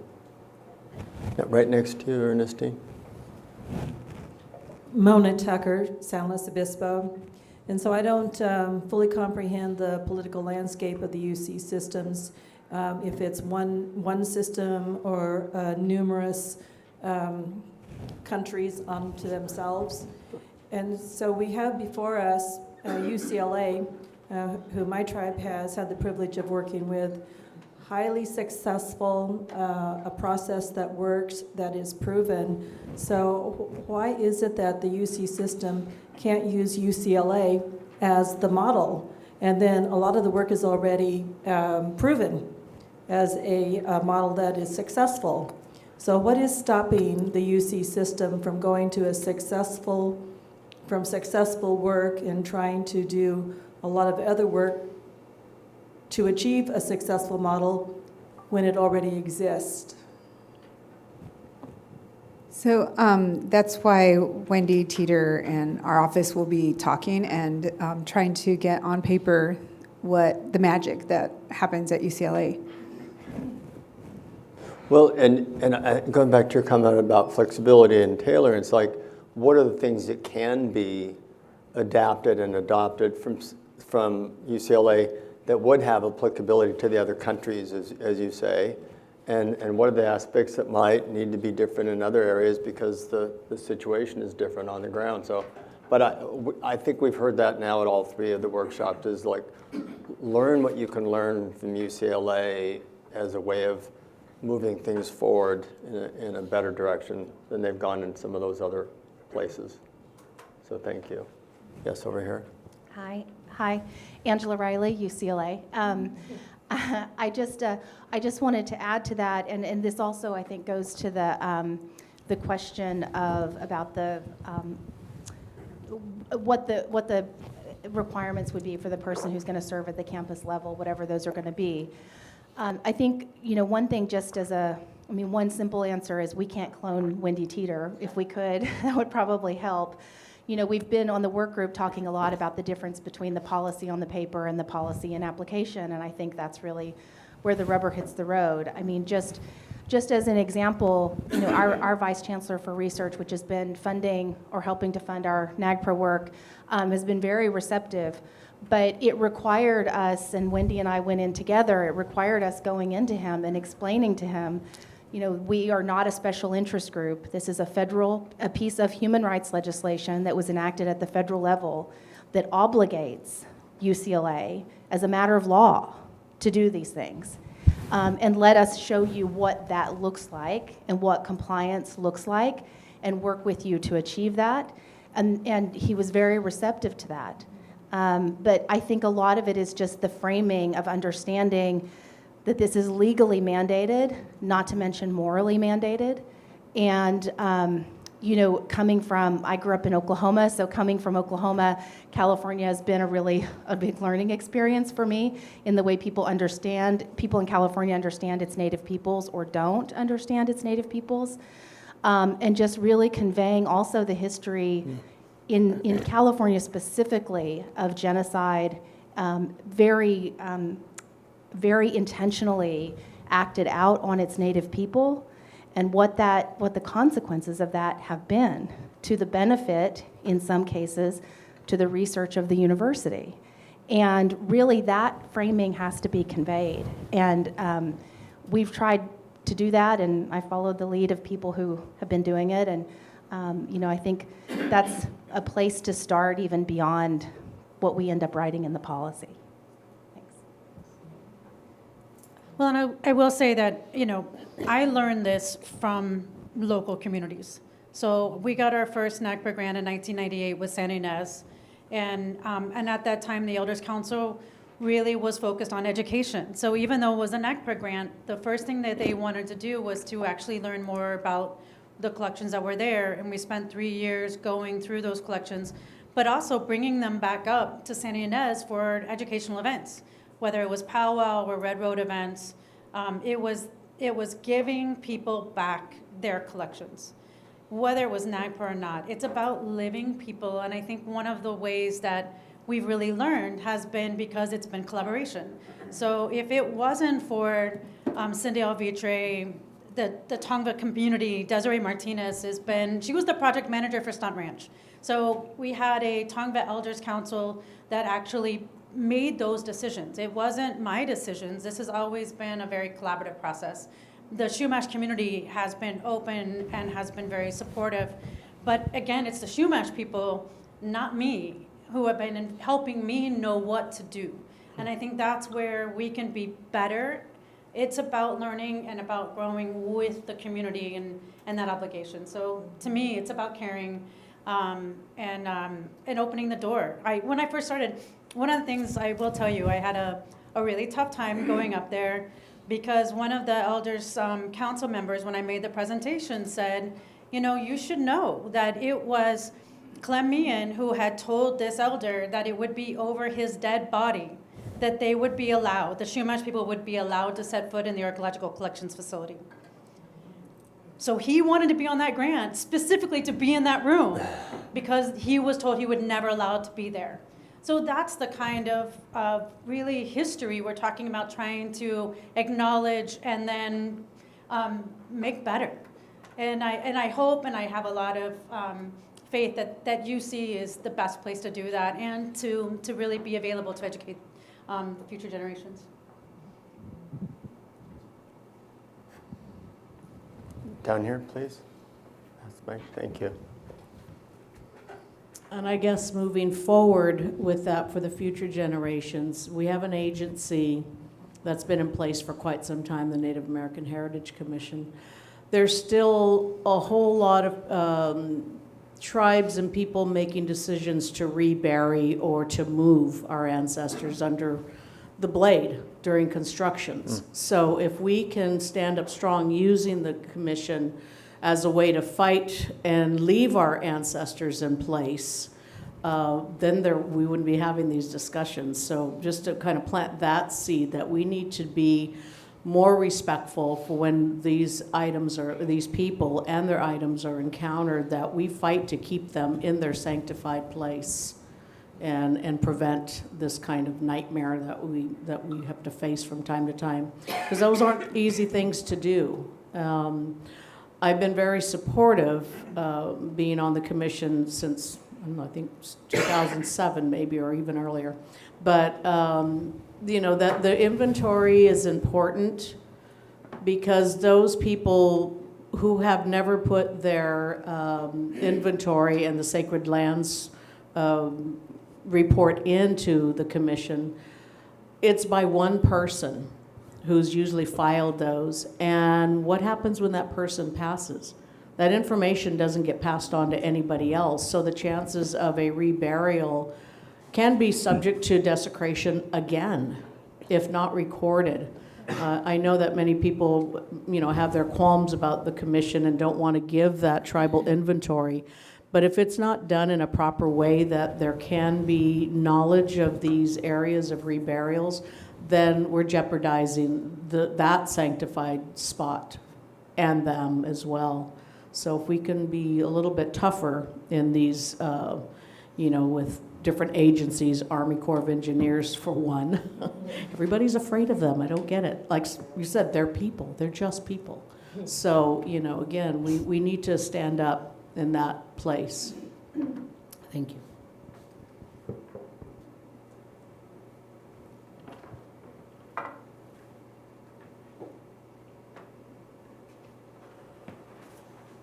What else?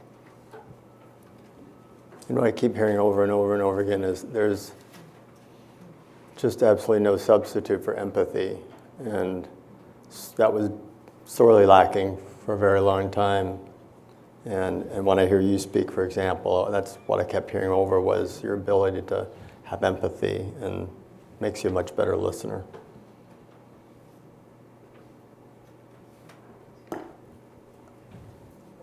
I think something to add that I had in a discussion offline at the UCR session was that what Wendy did took a really long time to build those relationships. And so for institutions that are watching this or who may be trying to implement, it's not going to happen overnight. And if it does happen overnight, it will probably be done wrong or possibly cause more harm. So I think just understanding that time is of the essence, but time is of the essence to start engaging and doing it right with the expectation that it will take a long time to get there.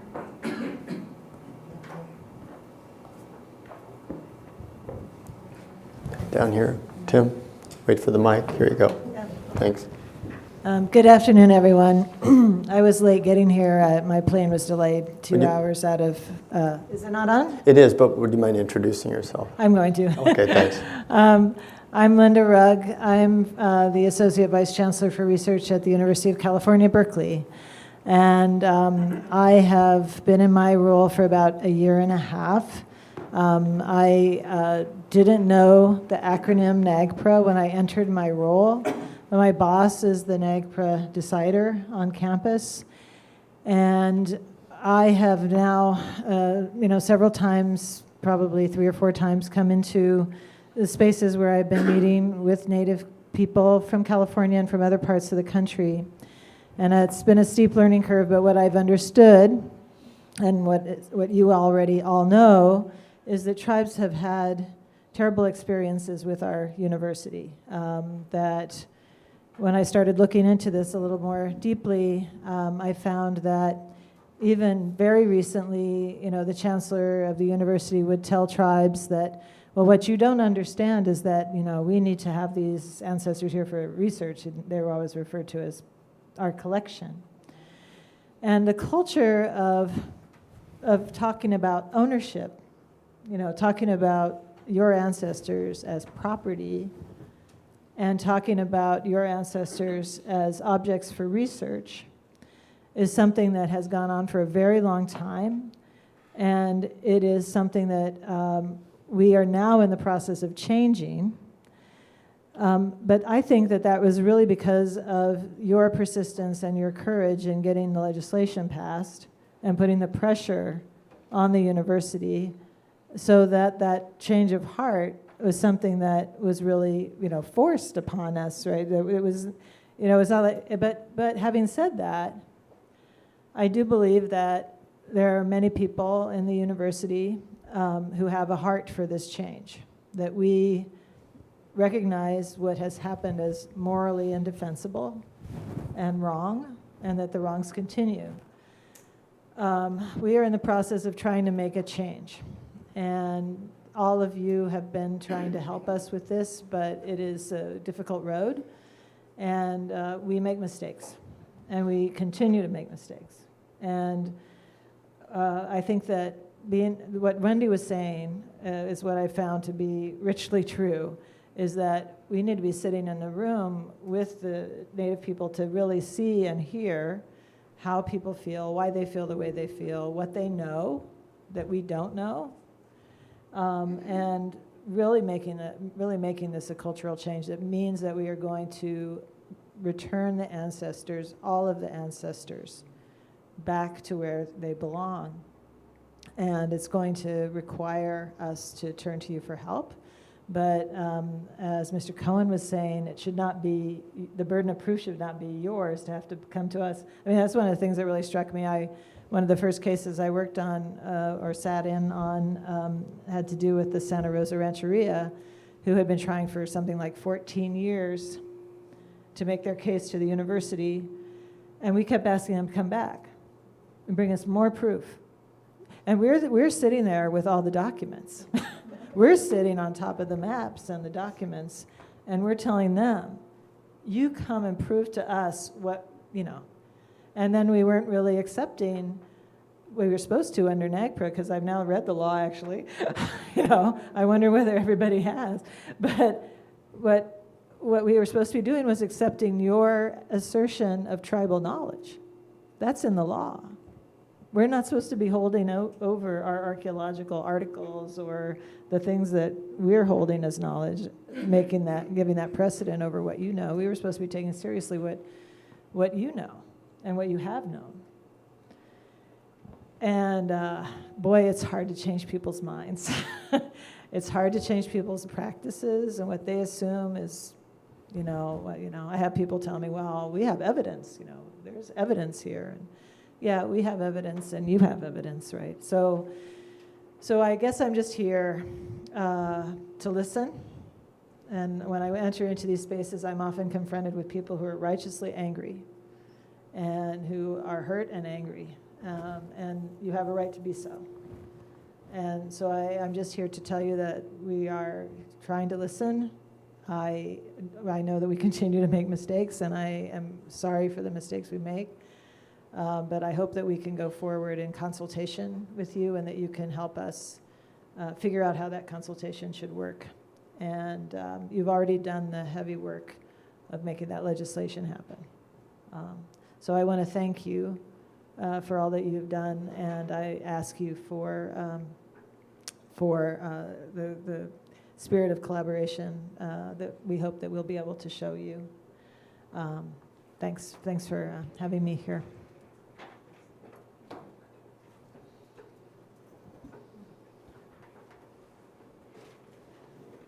Thanks for persisting in spite of flights being late. Over here? Can we get the mic down here?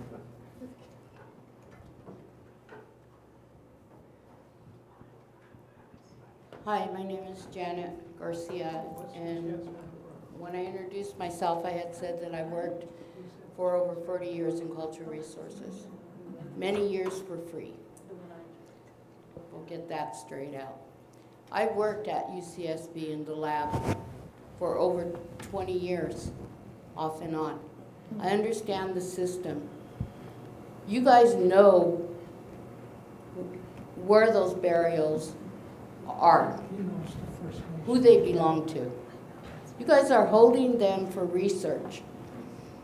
It's disgusting to walk into the repository here and see how our ancestors are handled. I come out of there sick and sad. We don't get the opportunity to go in there and take care of them the way they should be handled. And I'm not saying that they're my ancestors only. There's, in the United States, there's 573 federally recognized tribes. This law is geared toward those tribes, not towards the tribes that are non-federal. We're here because we choose to be here. You guys could tell us we don't have to be here because it's not within your law. But it's within our culture law for the federal tribes to respect the non-federal people from their areas. Now there's a mechanism I set with NAGPRA and repatriation for years, 30 years ago. We have sat on this for 30 years and our ancestors are still housed. Why is that? That's your guys' fault, not the Native people. We can work together. We can respect each other. We're going to sit here and talk about a draft to update these guidelines, and we're going to sit on them another 30 years. I will never see the day that my ancestors will be put back into the earth. We were lucky with UCLA. That was pure luck that they were willing to cooperate. But how many UCs are there in California? What is the problem here? I don't understand it. In California, there's 109 federal tribes and 78 non-federal petitioning tribes. We deserve the respect as non-federal tribes. We deserve to have self-determination. We shouldn't have to prove to anybody who we are. The only people we have to prove who we are to is our own people.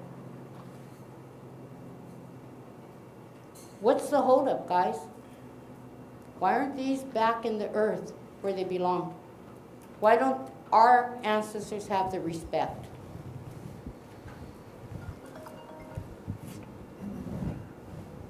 Just briefly, I just want to say I was in the repository about, well, Phil Walker, I don't know if anybody knows Phil Walker, but that I saw the remains, you know, just kind of willy-nilly, like my drawers at home, tossed, you know, that drawer, what do you call it, your junk drawer? And, but I have to say, was it John had us down there, or Lynn, one of you, both of you? I was really impressed and amazed how they cleaned it up and put them in a relatively organized. In fact, you can come do my drawers, but put them in an orderly fashion as best able, since they are some unidentifiable parts. So there's been a big change in that area from what I saw then, but I do love and miss Phil, I have to say that. That's definitely one of the things that UC and the work group have to wrestle with, is how to handle that difference between federal recognized and non-federally recognized. And we've heard over and over again that non-federally recognized don't want to feel at a disadvantage because of that in this repatriation process. Yeah, and you're going to probably hear that forever, because this, I don't have to prove who I am, that's why I'm for DNA. We're never going to resolve that one. Guaranteed. Okay. Unless you put me in the ground. Oops, sorry. So CalNEGRA was meant to address the non-federally recognized California tribes, I think, and so we've tried the best we could to incorporate CalNEGRA into the policy. We've definitely incorporated the statements about working towards repatriation for federally recognized and non-federally recognized tribes. Of course, it's a different legal process, but I think at the heart of it, we intend to do both.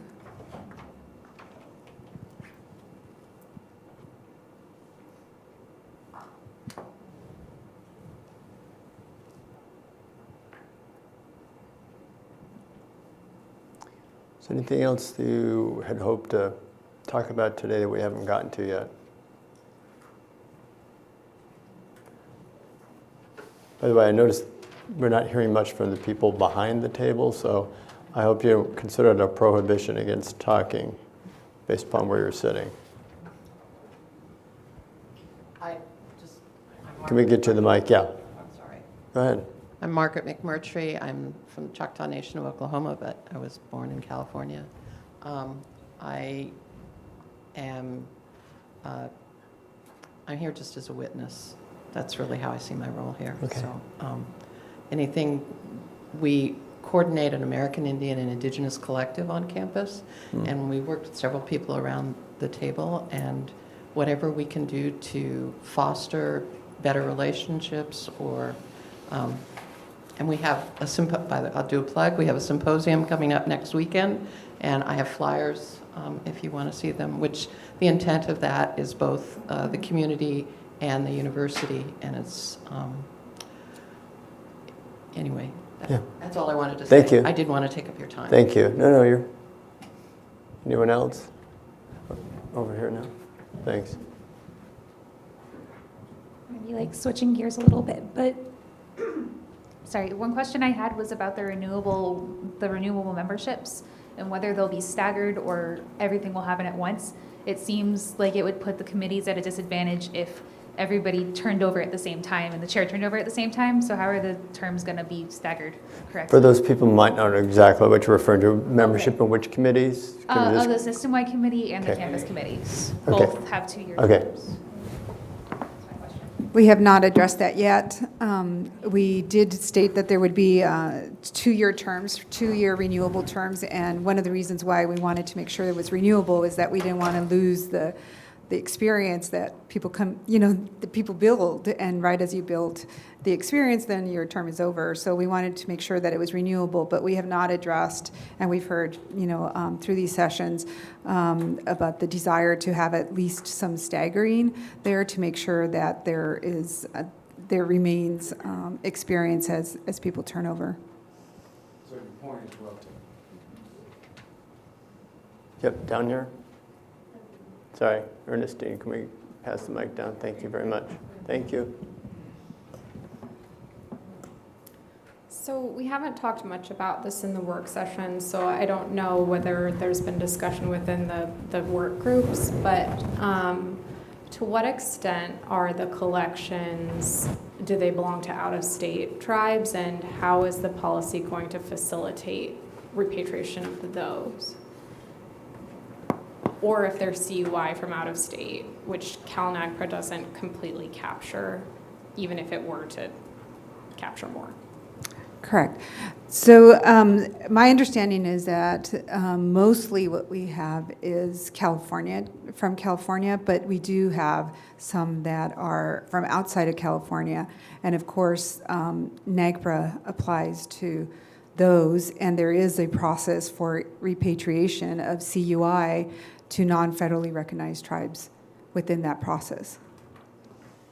And is there a way for tribes to understand whether those remains would possibly be theirs or their cultural items? So one of the requirements for in the policy is that there be a reevaluation of CUI determinations. So So there are a lot of things that we know are CUI only because the tribe that they would have been culturally affiliated with was non-federally recognized. And that's one of the primary reasons why we think it needs to happen again. And then those consultations need to happen, and you need to start repatriation through the 1011 process. So that is something that remains whether you're a California tribe or a non-California tribe. The process in that instance would still be repatriation. I'm just thinking that it's something to think about the actual implementation of that, because if it is CUI and it's non-federally or state recognized from a different state, you're going to have funding issues and logistical issues because people are going to want to see these things in person. So just something to think about. Sure, thank you. As long as we're in that vein, I understand the collection here, at least in Santa Barbara, has a number of items that are, I think the terminology is under the control of another agency, but being watched over by UCSB. Maybe we can talk a little bit about how the policy anticipates repatriation or what would happen. I think that came up in the Berkeley meeting about that part of the collection. How is that going to be handled? I think that's probably one of the most difficult cases where if the control is in another agency, a federal agency or state agency, but the repatriation coordinator is going to need to know how to walk those fine lines and know how to build those relationships with those agencies, with the tribes, so that repatriation could happen. Yeah, I think one of the commenters, I think it was Berkeley, said that there could be an advocacy role for that coordinator to kind of initiate conversations with those federal agencies to see if they can move it in the direction of repatriation.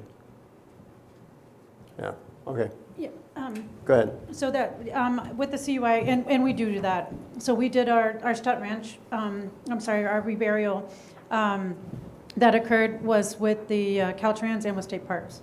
So we did all of them at the same time. Going back to the CUI, I wanted to also point out that under the 1011 rule, they have a differentiation between may and must. So you must offer it to federally recognized tribes that are within their Aboriginal territory.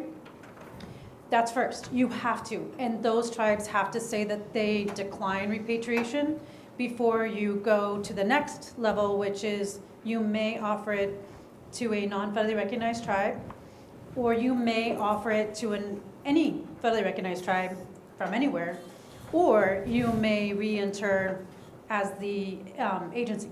So all three of those are exactly the same.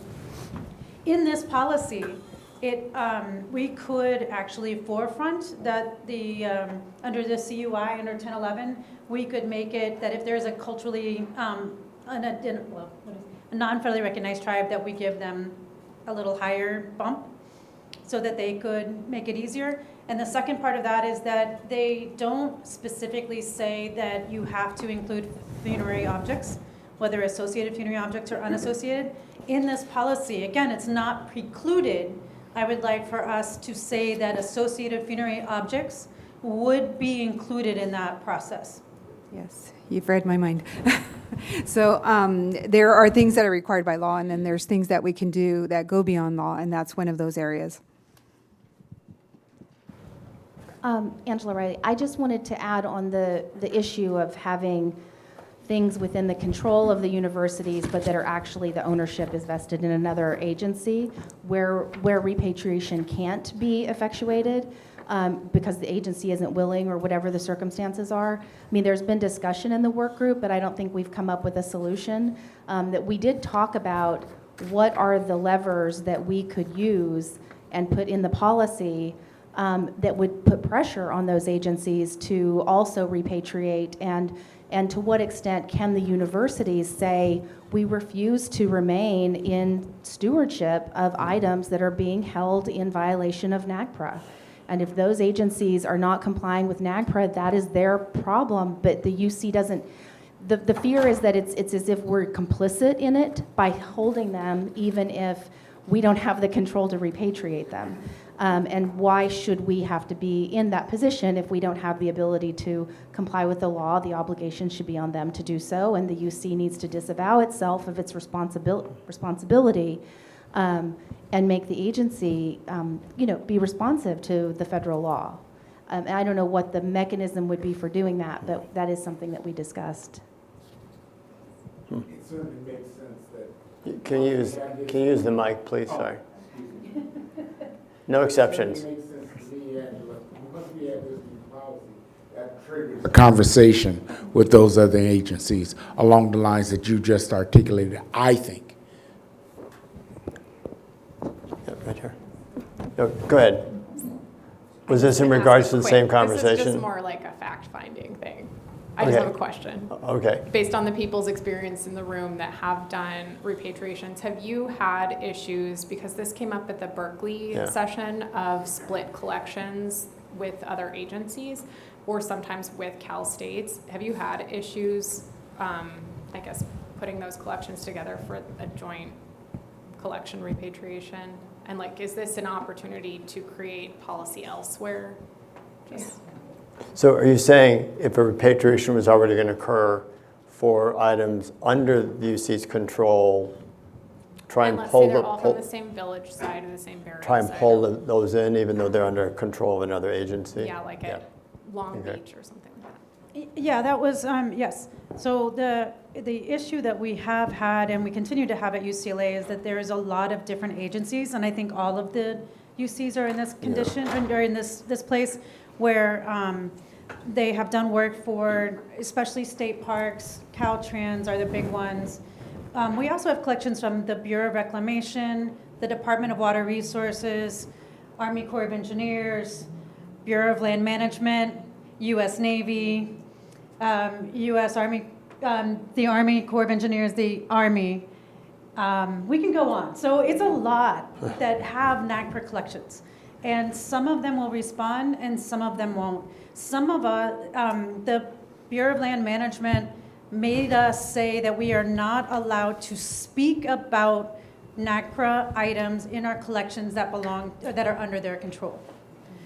I'm Bureau sorry. of Indian I Affairs didn't- has, yeah. Who, I'm sorry, I didn't follow Bureau of that. Land Management Right. forbids us as the curation facility oh, from discussing oh. that we even have them with tribes. They Wow. feel that that's their job.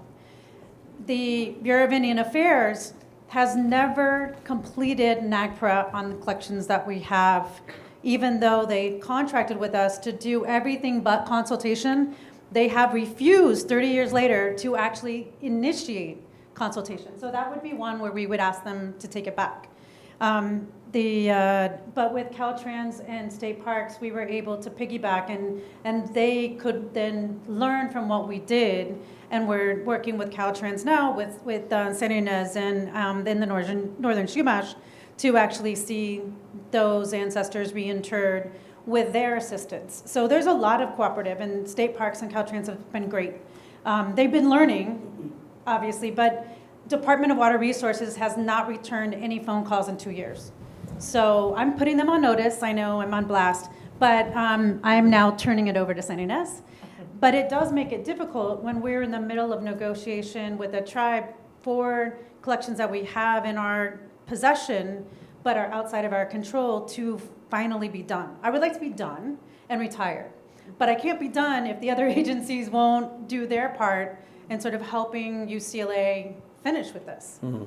So there is a lot of room that we can support or create policy at the state level. All right. All right. Wendy? Oh, sorry. Go ahead, Wendy. I have a question, Wendy. What would be the alternative? You had mentioned to give them the collections then, and make them be responsible for them if they're not they're totally out of compliance with all this, and they're federally funded agencies, so they do fall under the policies. So I'm just wondering, just kind of being the cynic I am, is the UC systems being paid to hold these? Okay, all right. But yeah, that's an issue. The one item here, 10, I think it's 10, conflict of interest. That's the coordinator. That would possibly be the person to work these conflicts. Now, one scenario would be, we're a non-federally recognized tribe. We petition for remains that we can't afford to do really what we would like with them. Working in coordination with a federally recognized tribe, we sometimes miss that area when that's what you mentioned, that those are the first people, and if they say yes, we don't get to participate. And I always feel a little left out as a non-federally recognized tribe, that we don't have that opportunity to be part of that journey to welcome our ancestors back home and be able to pray with everybody in unity for them. So, again, that's the status that has been earned by the work that's happened for these tribes, and we all need to, as non-federally recognized tribes. Again, I'm kind of in my stance to say I'm tired of the federal government telling me who I am. Why do I need to do that process? But here's a great example of why we need to, why we should go through that process. to have that status if this is what it means, that we can get more control over remains within our territorial. And again, the work is fabulous to be able to do that and repatriate the ancestors and put them to rest.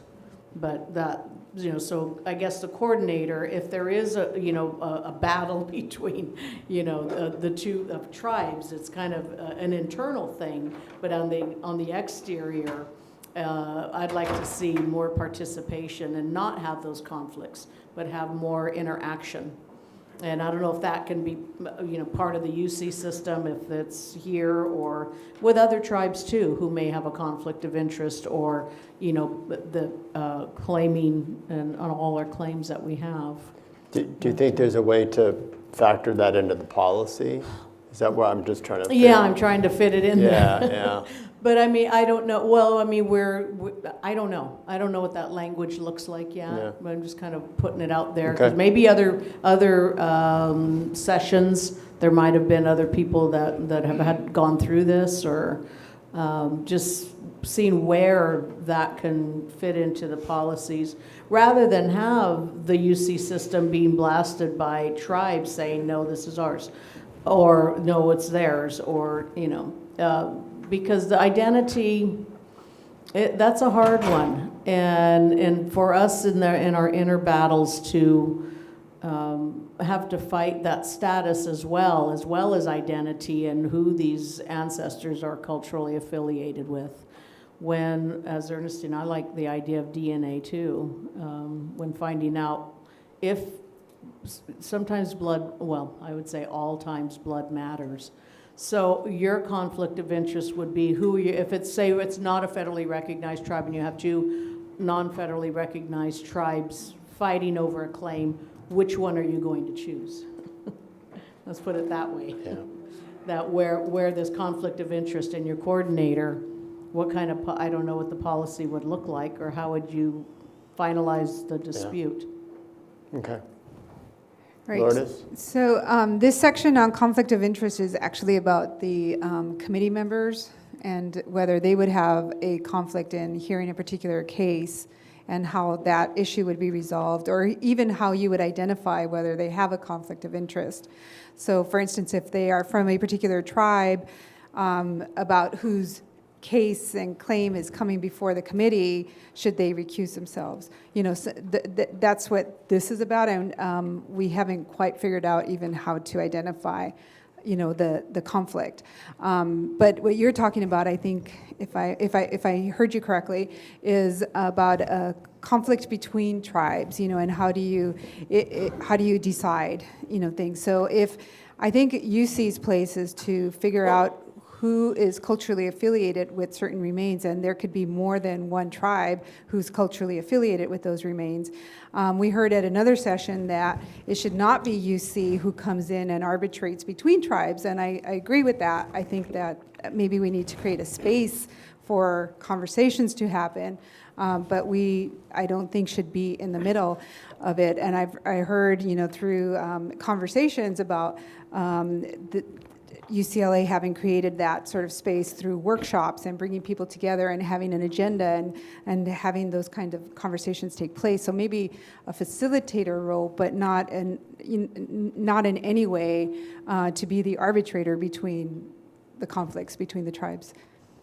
So that repatriation can happen once you culturally affiliate with multiple tribes. Then how do you get to the place where there would be agreement between the tribes about how that repatriation takes place? Yeah. Over here, Andrea. Hi, I actually had a comment to Angela and Wendy's remarks about the agencies and another aspect and concern that we have. For example, Channel Islands, there's been a lot of dirt that's been taken off those islands by archaeologists, right? And it might have started at this institution, that archaeologists went to another institution, Who has responsibility for that when it leaves the UC system? Does that quote unquote belong to the archaeologist, or is there still some responsibility of the UC system? And then you have the whole issue of all of these archaeologists or physical anthropologists who have collections in storage facilities or garages. And how does this policy look at that in terms of the system's responsibility for collections that started here, had UC money behind it, but are no longer under the control of the system. Right. We heard that at one of the other sessions too, and I think I love hearing all these ideas because I think there's so much low-hanging fruit. So for instance, one of the ideas was that we have an annual communication to maybe retired professors who have happened to have taken things home when they shouldn't have, and that there be a reminder that they need to return anything that they have taken. So that we can then bring it back into UC and follow consultation and repatriation. I think another idea was there would be a way for others to report, or even, their sons Like or a daughters or whistleblower, granddaughters right? to kind of make sure that that's identified. Right. Yeah. I would hope that there could be more teeth in that than just a gentle reminder that there should be some legal action that you could take against anyone who took property that did not belong to them. That's commonly called stealing. And why would they be exempt from you using the full force of the law? Good point. Yes.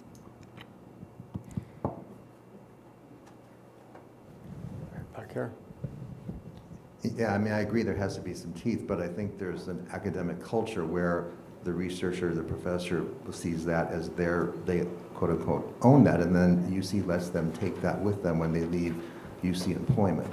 And so, is that stealing, or is the system allowing that to happen and then wiping the hands of what may be in those collections? Like my example, on the islands off the Santa Barbara coast, because of the archaeological conditions, there's a lot of materials that have been removed that haven't even gone through. There's a lot of soil that's in little 5-gallon buckets from Home Depot right now that has left this institution and went other places. Where is the responsibility of UC to actually track that?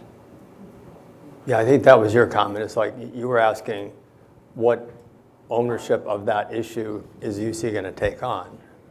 Yeah, and are there methods to do that? What I heard is there could be reasons for prosecuting and for penalties. On the other hand, if that makes sure that people just keeps it where they are and hopes nobody ever finds out, it just sounds like the policy should be aimed at getting those things repatriated. How? Can I ask a question? Can you use the mic? Are the items that you're talking about, are they NAGPRA related items or non-NAGPRA related? I'm just trying to get clarity. Where's the other one? Yeah, the point I'm trying to make is that there's a lot of materials out there that you don't know what's in there because of how archaeology might work on the Channel Islands. Particularly, this is the center of that kind of research. People take the dirt off the island before they've even screened it in some cases, and so you don't really know what's in there. And then it goes from place to place. So that's a separate issue then, actually, if you know there are NAGPRA items, but it's still a responsibility. These collections have left this institution and are no longer under the care of the institution anymore. And UC shouldn't really just kind of wipe its hands of that. There needs to be some accounting of what's been left this university or other universities that may have NAGPRA items in it. Or at least potentially have NAGPRA items in it. Yeah. Tim, can you get the mic over here? Again, working in the lab, there's a lot of stuff that's left unfinished. And how would we know if it's NAGPRA or not? Because we don't know what's in there. So I would hope that the UC system would come up with some mechanism or the little archaeological firms, when they do these digs and stuff, that they're required to complete their work within a certain period of time. And if not, then they should return those to the native people or to the UC system so they can get repatriated. I actually worked, my daughter's 37 years old, and I was pregnant of her 37 years ago, and there was a collection from Vandenberg Air Force Base that was soil collected and put in black trash bags. They sat for over 10 years. So all the settlement settled down. I was in charge of taking probably 100 bags of soil, putting them, and I'm talking like a lot of soil, putting them through a splitter that would remix these soils so you can do soil samples and do the research. So we have to come up with a mechanism so that the process gets done, that it's not set there. Because we talk about research. If the process is completed, there's papers generated. If new students want to do research, it's there, it's documented. We shouldn't be having so much unfinished work. It's frustrating. It's very frustrating to see this stuff set. And I know that there's a lot of Native people that can learn from it, that are willing to, Sandy Ness, I know, to have classes up there. Let us help. Something has to be done. Do you mind if she goes next? Okay, so yes, this is a big issue and actually something that Provost Brown can help with. With the problem that happened at UCR, and that really kind of brought this to light. And in speaking with them at the time that the discovery, the problem that was expressed by the Vice Chancellor of Research there was that there is no mechanism by which medical schools are very good at logging what research that they're involved with and what they bring onto campus. But the social sciences aren't necessarily good at that. And so even having a database that would be at the campus level, or one that's centralized, but something where the academics, researchers, whether faculty, staff, whomever, they have to log what they bring onto campus so that the campus can be aware of any obligations, who has control over him, for how long, whatever it was that initiated that, bringing them onto campus. Because at this point, the campus is held liable for sensitive things that happen, but yet they don't necessarily know that they're there. And so UCR got slammed when the radiocarbon dating lab closed, and this was, they didn't know. So he was completely, it threw him, but it also meant a lot of money needed to be expended. And then there was all of the remains and everything else. So that kind of problem would have been mitigated if the campus was aware or had some kind of tracking mechanism. So I think that's something we could do, whether it's NAGPRA or not, it's something we really should be looking at doing. It also helps us, and I'm gonna bring these guys in over here, because we're in the same boat. Because the repositories are often the ones who get then stuck with what researchers leave behind. And then we may or may not know a whole lot. It could be retired people who leave their stuff in their drawers. I mean, believe me, I've inherited a lot, and sometimes with little to no knowledge. Or sometimes we get boxes back and all of a sudden we find collections from their houses. There are collections that I know have NAGPRA eligible items that the researcher has in his garage, but refuses to even take my phone call because he knows. So I have a dossier, and I've had an archaeology, the Coatson director at the time went to another one and said that if he didn't give it back to us, that we would, send the law on him. So there have been instances where we've had to deal with that, but it would certainly be helpful, NAGPRA or not, to kind of sort these issues out. Go ahead. Did you have? Yeah, thank you, Wendy. Our office is the Office of Research, and part of what we work with is research compliance for ethical purposes and national laws, and NAGPRA is a law surrounding ethics.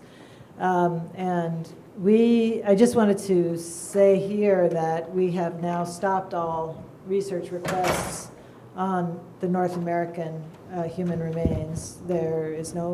People are no longer allowed to request to do research on these ancestors, and no longer allowed to use them in teaching, which was something that also happened that was offensive to people.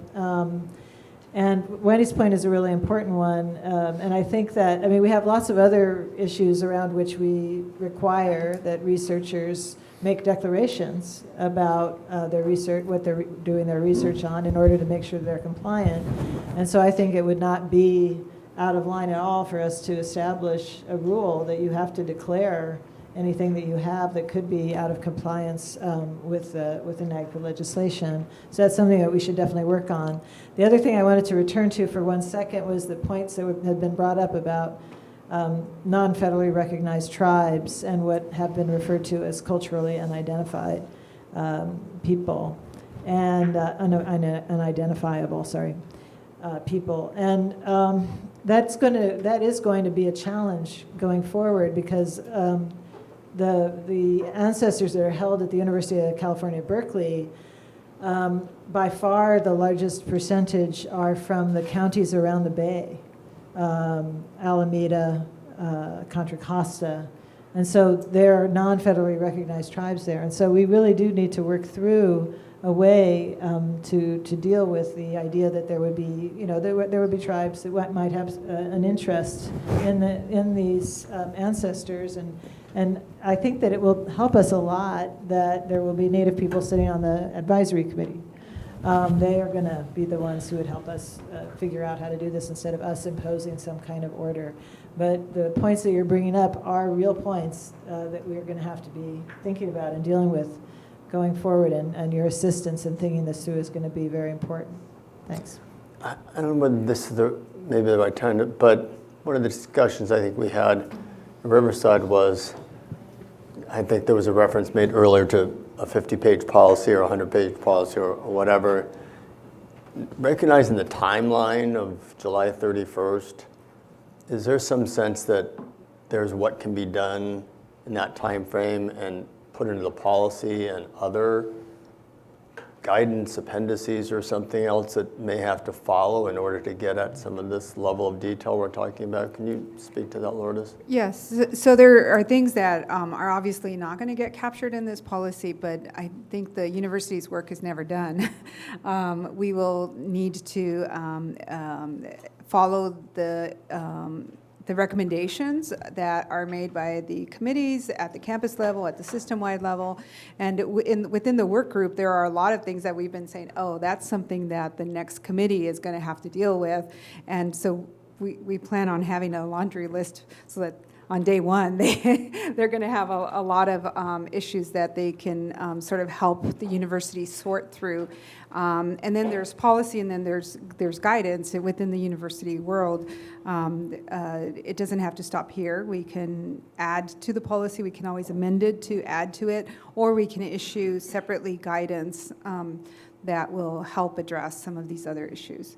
And some of them are not NAGPRA, but are NAGPRA related, so they will be addressed in some fashion at a future point.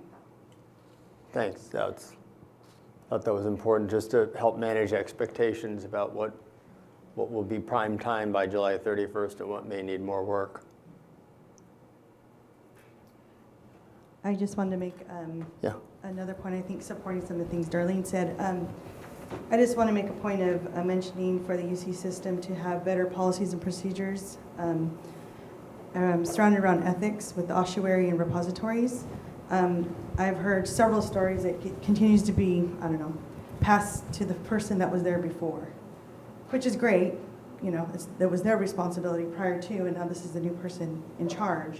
But there has to be consistency on policies and caring for our ancestors that are within the universities. This really needs to stop, because every time we go into the ossuary or the repositories, they're talking about, they were separated, but it's not our fault. It's the ones before, which I understand that. But at some point, we want to walk in there and know that everything is the way we seen it 5 years ago. We want to ensure that there's consistency with the caretaking of our ancestors and any cultural items that are there. So I felt the need to say that. I think it's important for the UC to hear that as well. Okay.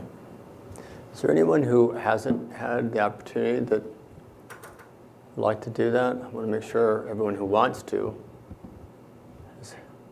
has their opportunity to talk to us today. Yeah, can we get her the mic, please?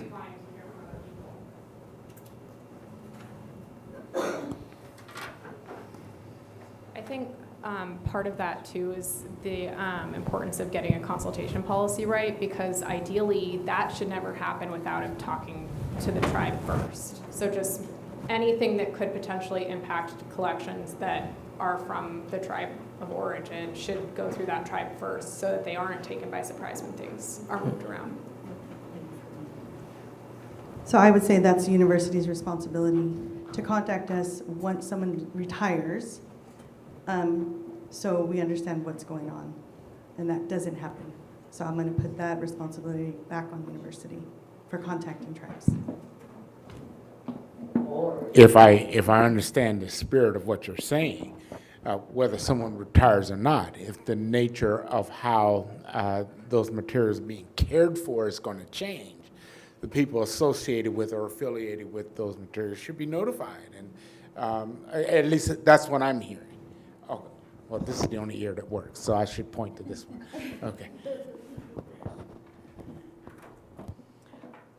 Yes. I would like to see more stringent laws and even policy with police on people having our remains outside of the UC system in their homes.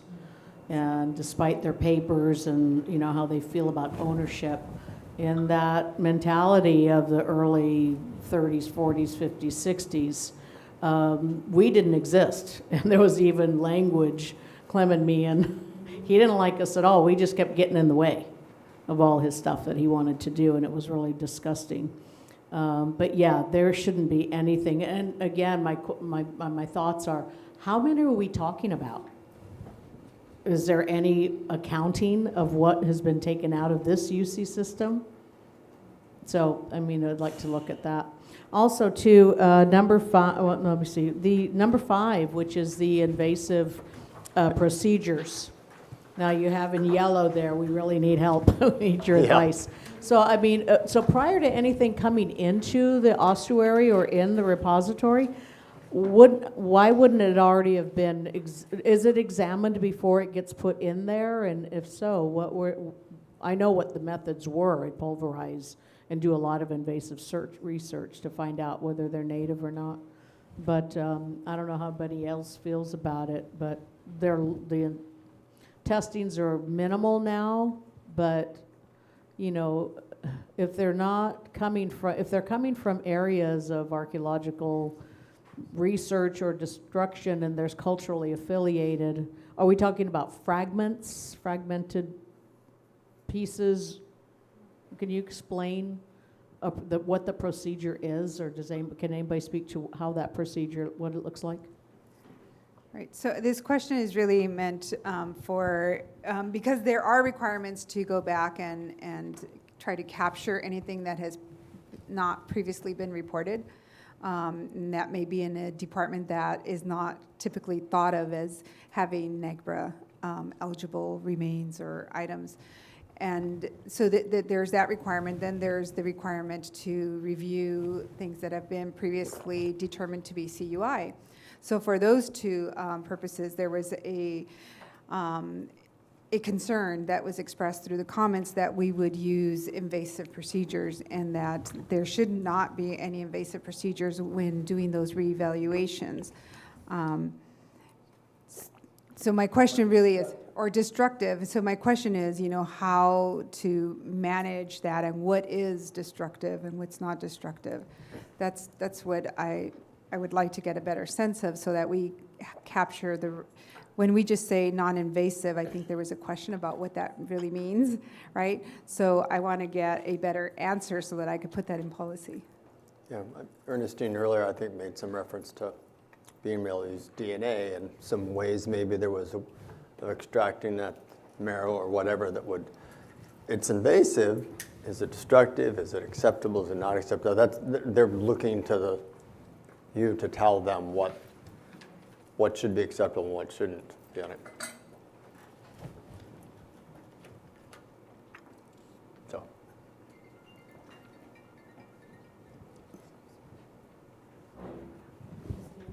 Yeah, thank you. I just just want to say again, not to belabor it, one thing simple other than the DNA is Phil Walker was called out on any, if you want to say cold case or unidentifiable remains, and he could nail it, native or non-native.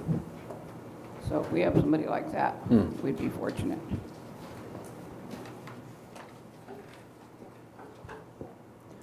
I understand there's a snack coming at 3.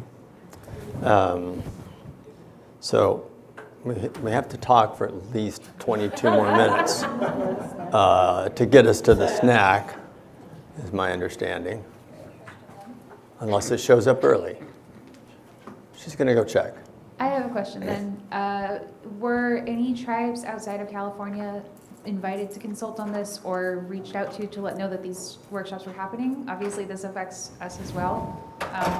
And I just want to know, are you getting consultation from tribes who will be affected by this policy but aren't in California?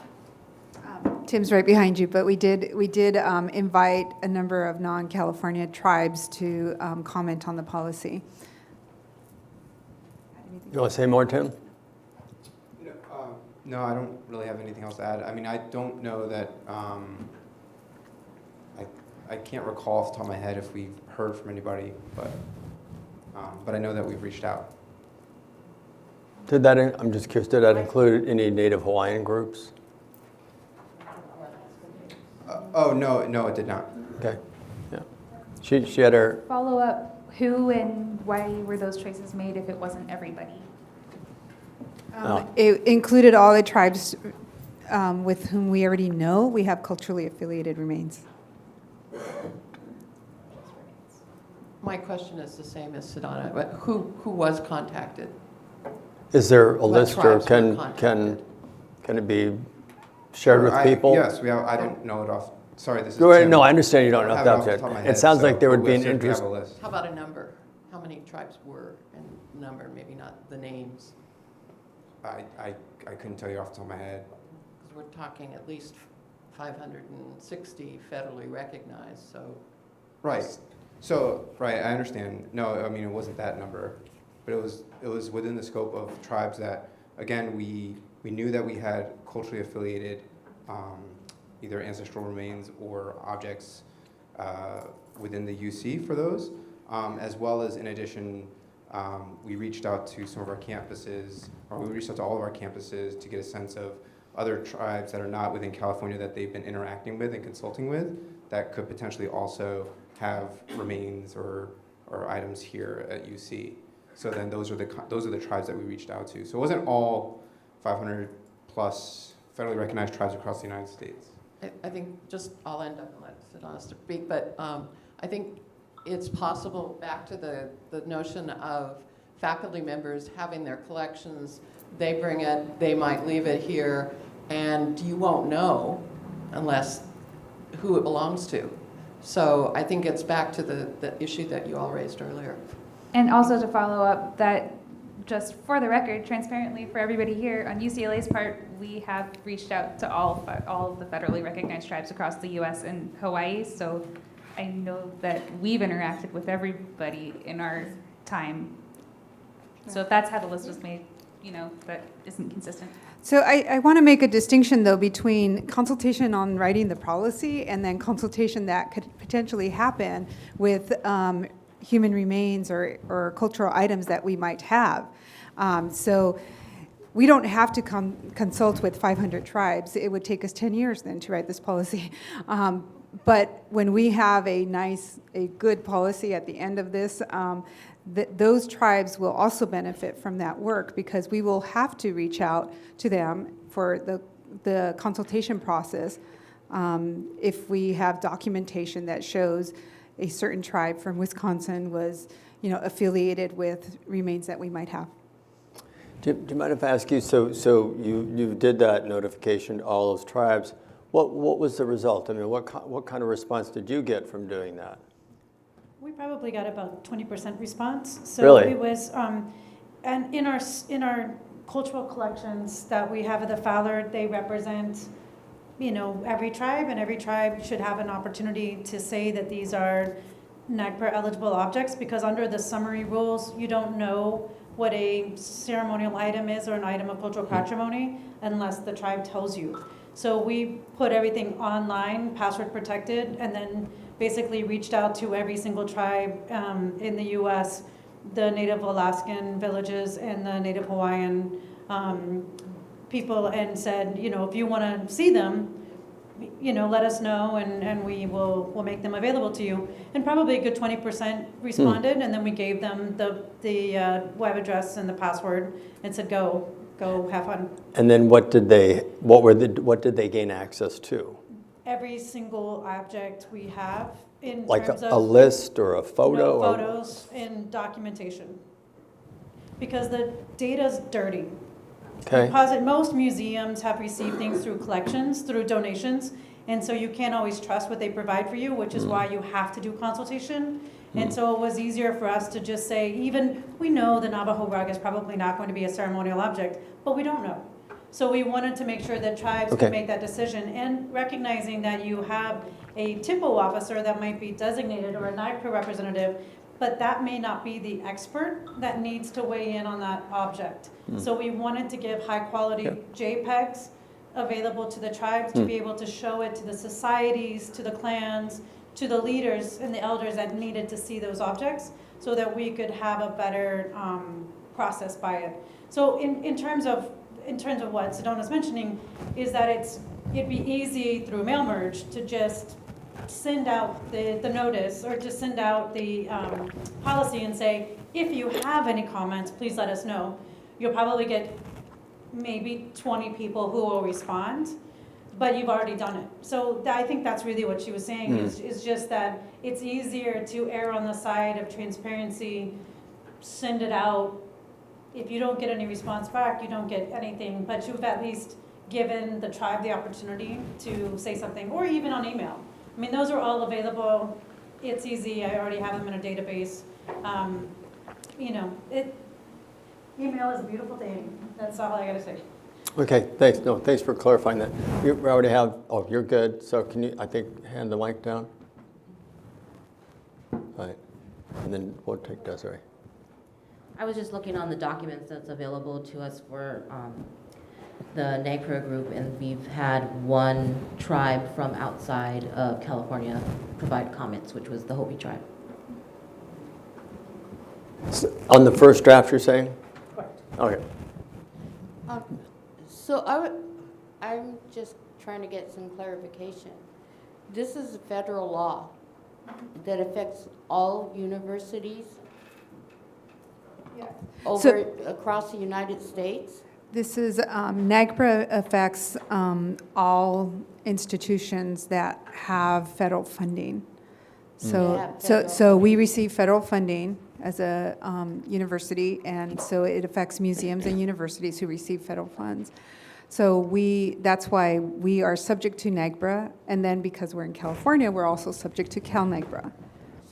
But are you guys consulting with other universities that have federal funding outside of California? With other universities? Yes. No. To what? I'm sorry, Well, maybe I don't because- understand why you because think that should happen. I have knowledge that some of our artifacts are not housed in California universities. They're housed outside of California universities.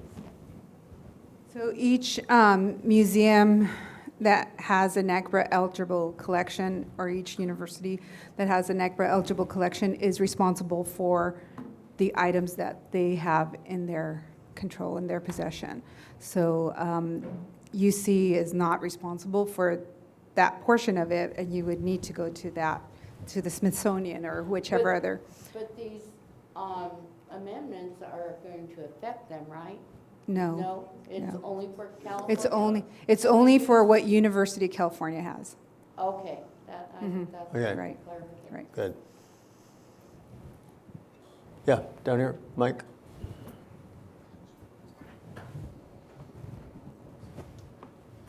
Yeah, I mean, I think it's a little concerning to hear like, well, it would take us 10 years. I mean, because really all the tribes should have been notified. To Wendy's point, how many would have gotten back? But then transparency would have notified the tribes. I mean, there's different definitions of different tribes of what are funerary items, right, that no one here may know because you're not from that culture. So those tribes are denied that opportunity. But also under NAGPRA, there's these items of cultural patrimony. So birch bark skulls, things like that, peace pipes, that us sitting in California today may not think actually belong to a tribe, not a particular person. So in this process, the tribes have been denied that opportunity to participate in this process. And the distinction between that and the policy is a little murky to me because that information could inform the policy. And then there's also, I think, what was talked about earlier. I mean, there's financial considerations for some of these other tribes in rural areas that don't have the finances to actually repatriate. And then what is also that responsibility? So if we had engaged them and given them opportunity to do that, we may have a very different discussion here today. I mean, the work group didn't include any of those interests either. So I'm sorry that if I offended by alluding to tenure, it makes me nervous because I'm trying to do the best we can within the time that we have. So it makes me a little nervous, to be frank. We've been, I will say, for good or ill, we've been trying to be responsive to California context, California tribes, and making sure that we have a policy that fits the letter and the spirit of both NAGPRA and CalNAGPRA. That has been the focus. So I'll take responsibility for that focus. And the other thing is that we're using the definitions within NAGPRA and CalNAGPRA. So to your point about not knowing whether something is actually a funerary object or not a funerary object, that happens during the consultation process, right? So if we have something and we don't know whether it's a funerary object, not a funerary object, but we know that the region it came from was from outside of California, then we have an obligation to consult with that tribe. And then at that point, they can provide input about, no, that's actually this or that, or this is how we used it in our oral history, this oral tradition. They could provide that context and that input. I think it's important that the comments were heard, and I think that's something the university maybe can give some more thought to, right? About where does transparency help in the short term? Where does it help in the long term? So. I don't think it's too late to give that notice out either. I'm not. All the materials ready, and I think that there's California is a little patchy in how it does this, but there are national organizations that are. They're both too far away. There are national organizations that have authorization from tribes to submit comments on certain things like this, like AAI, for example, could give a joint comment for just general concerns. Or general, this is great. I'll say it again for the people on live stream. Just that I don't think it's too late to provide that notice to tribes outside of California, just to make sure that there is that they're informed that this is happening and they have the opportunity to provide feedback. I know under the statute you are only required to consult with California tribes, but I think that it wouldn't be a bad idea to provide that, and that, as I said off mic, there are organizations that do have express delegation through resolution or other tribal law to speak on behalf of tribes, like AAI, American Association of Indian Affairs, and NCAI, and there's a couple others that do have this express authorization if there are resolutions in place. And so I think that it's not impossible to get more feedback that won't overhaul this whole process. I don't think it's too late to do that. I wanted to ask a question, ma'am, from Berkeley. Did you had mentioned how all research and everything has stopped. Was that as from the request of the tribes, or was that something the system decided to do on their own? Indirectly, it was at the request of the tribes, in the sense that the tribes had really battled hard to pass the CalNAGPRA legislation, and I think that it's honest to say that the passage of that legislation and the conversations that developed out of it moved us to really think about what our practices were and to change them. So, you know, I would say that the tribes led us into that position of understanding that we should not be doing this. Now, I think there is a clause that says that if a tribe requests that there be research done, or if a tribe is consulted with, then one could do research, but it has to be with the acceptance and the permission and the interest of the tribe concerned. And I think that we had this discussion also about people having remains, you know, tucked away somewhere.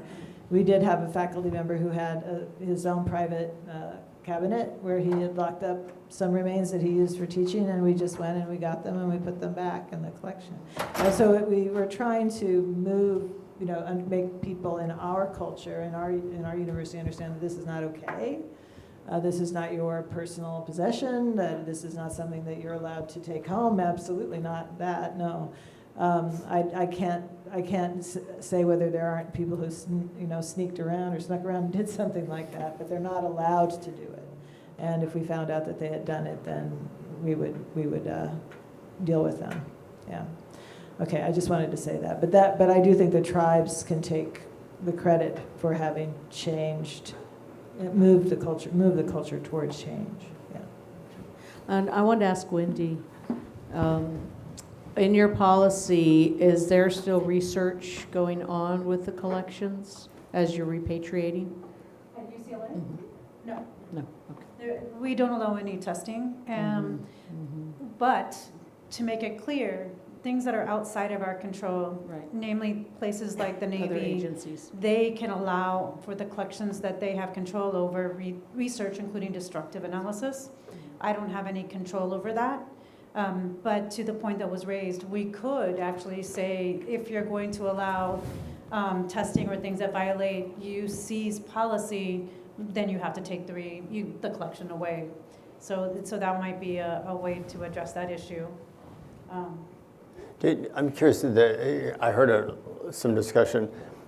There are curation agreements with these agencies. So you have certain responsibilities, so you're not getting your money. Do you have the freedom under those curation agreements to, I heard the word disavow or give back? I mean, are there things in the agreement that allow you to do things like that, or are you kind of stuck? No, this is actually the most difficult part of my job in the last 20 plus years, has been trying to chase down 1950s curation agreements. And I mean, like, I could pull my hair out, you know, and we have a lot of fights, and they don't always agree over time. So you'll have a collection, and the Army Corps will say, all right, yeah, this was our collection. But so we'll just take an example, just to kind of give you how crazy this can go. You have a dam that's built in the Central Valley.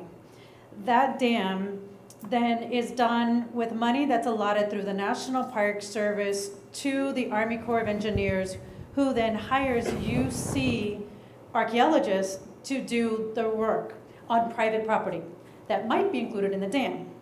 Dam gets built. That land is then turned over to the park, not the park, but the U.S. Forest Service. So is the collections the Forest Service? Is it the UCs?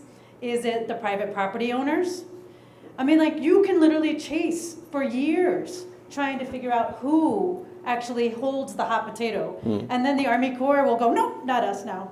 And then all of a sudden it falls on to us, which is kind of my point about the Department of Water Resources, was more that at this point, and maybe we should be clear, when an agency decides that it's not their property, can we basically say, then fine, it's the UC's responsibility? You know, like, what is the threshold by which all of a sudden the UC is on the hook? And if you can't figure out the title, is the UC on the hook for repatriation, so that the tribes have some way of having closure, and we can, you know, see this process completed? But it's a big deal. As opposed to just being limbo. Yeah, and that happens. I mean, literally, I could spend a decade. I have spent a decade trying to chase down permits. And in some cases, they want me to provide a map and prove to the agency that it was really their undertaking, only to have them then say, well, you know, the dam actually, we go by the high water line, and that high water line doesn't include that part of the land, and so, you know, we're not going to take responsibility for it. And if they just said that 2 years prior, then we could have been done. Okay. Anything else? Follow up? Yeah, just a question to the this UC system. Do we have that same kind of scenario where you're curating other agencies' collections?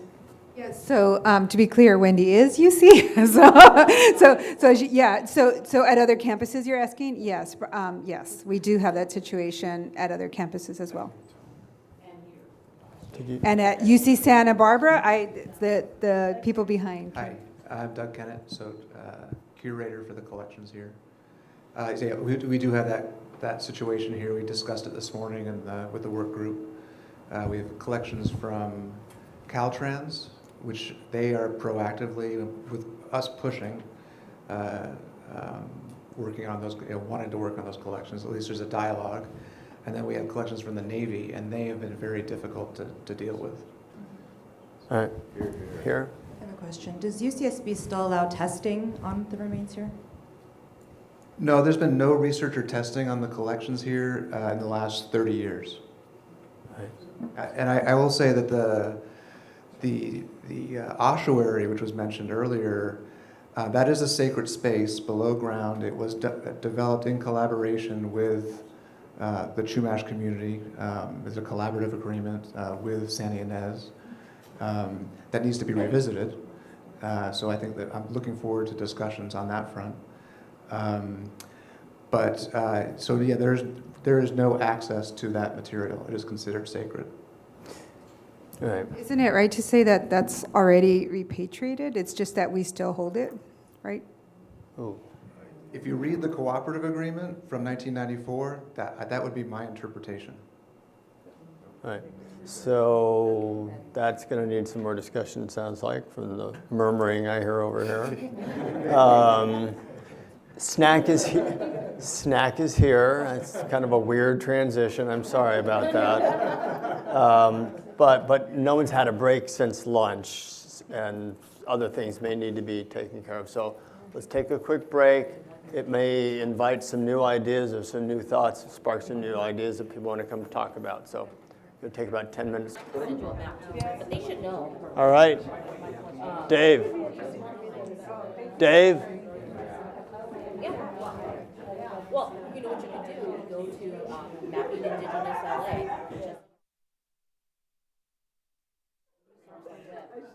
Right. I'll do my best. Okay. So, should we pick up on the final part of the session? All right. So my read of the break was people are close to being done, but we got through until 5. So I just want to see if maybe some conversations you had with other people at the break might have inspired some other thoughts on your part or some other areas of policy that you guys wanted to talk about. It did work out better just leaving the mics up and on. That seemed to have a lot less trouble with that. So how do we want to close out today? What else do we want to talk about?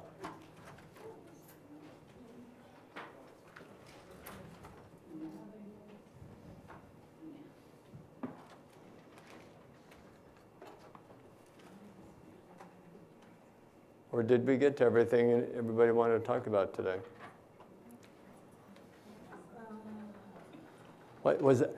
I look like you said no. I talk more if nobody else does, but I haven't talked too much. All right, great. Yes, because you haven't had a chance, I think, to say anything. Great. Hello. Yeah. I'm James Yee. I'm the chairman of the Barbara and Abandoned Chumash Indians. So we're a tribe. We are a tribe. We're not federally recognized. We're not even state of California recognized. So by rights, under state law, we don't even have a right to be at this table, I think. But here we are. So I want to say that I don't feel that there's a place for tribes like us who are trying actually to get California recognition by the state of California, but haven't been able to so far. And who knows, we might not be able to get it in 20 or 30 years, or maybe never, even though we have proven ancestry. My aunt, her mother was the last native speaker of Barbara and the Chumash language, last known native speaker of any of the Chumash languages. But we're not even, I mean, I don't feel that we're represented as not being recognized by the state of California. That puts us at a really, really big disadvantage, I feel. So I just wanted to say that. And also I wanted to say that I feel that this whole process, even NAGPRA, it really favors those tribes that have a lot of resources. So our tribe, I mean, just a real short history. We lost our reservation. We had an appointed Indian agent. We lost it in the 1880s. From that time till now, we haven't been an organized group because, I mean, it was just so traumatic, the dispersal and assimilation into society. So, I mean, we're coming from a place that we're very, very much, we're just coming from a place of such, I mean, so many disadvantages. So what is our place in this whole process? And that's what I wanted to bring up to everyone here today.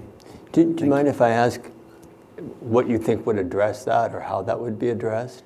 Well, DNA. Yeah, I don't know. I mean, and that's another issue, actually. We don't have a dedicated legal team that can help us sort through the 45 pages of thick legalese policy. I mean, we're just doing it in our spare time, and that's another disadvantage. But I don't know how our situation can be addressed. It would have to be something, I'm not sure about how policy is made, but it seems like it would have to be something that would be written into the law, like at a higher level. I don't see how it could be addressed in this kind of draft policy that we're working on. But of course, it's my great hope that something like that would be written into the policy to help us, but also to help, I mean, how many other groups in California are like that? And it just, to me, speaking from the heart, I mean, it just goes to the heart of diversity. I mean, are the tribes that have the most resources going to be the ones that are put up there and listened to? They have more of a voice, which I feel is the case now. I mean, to me, that's a total issue of social justice and diversity and inclusion, which I believe the University of California really takes to heart those values, but that's what I feel. Thank you. I think we heard in Berkeley from one tribal leader that process of you're going through and you've been trying to go through to get that recognition, they've basically said, it's like so hard and so futile, we're not even going to try anymore. It's just not worth our time. It takes up the resources. So we have been hearing that.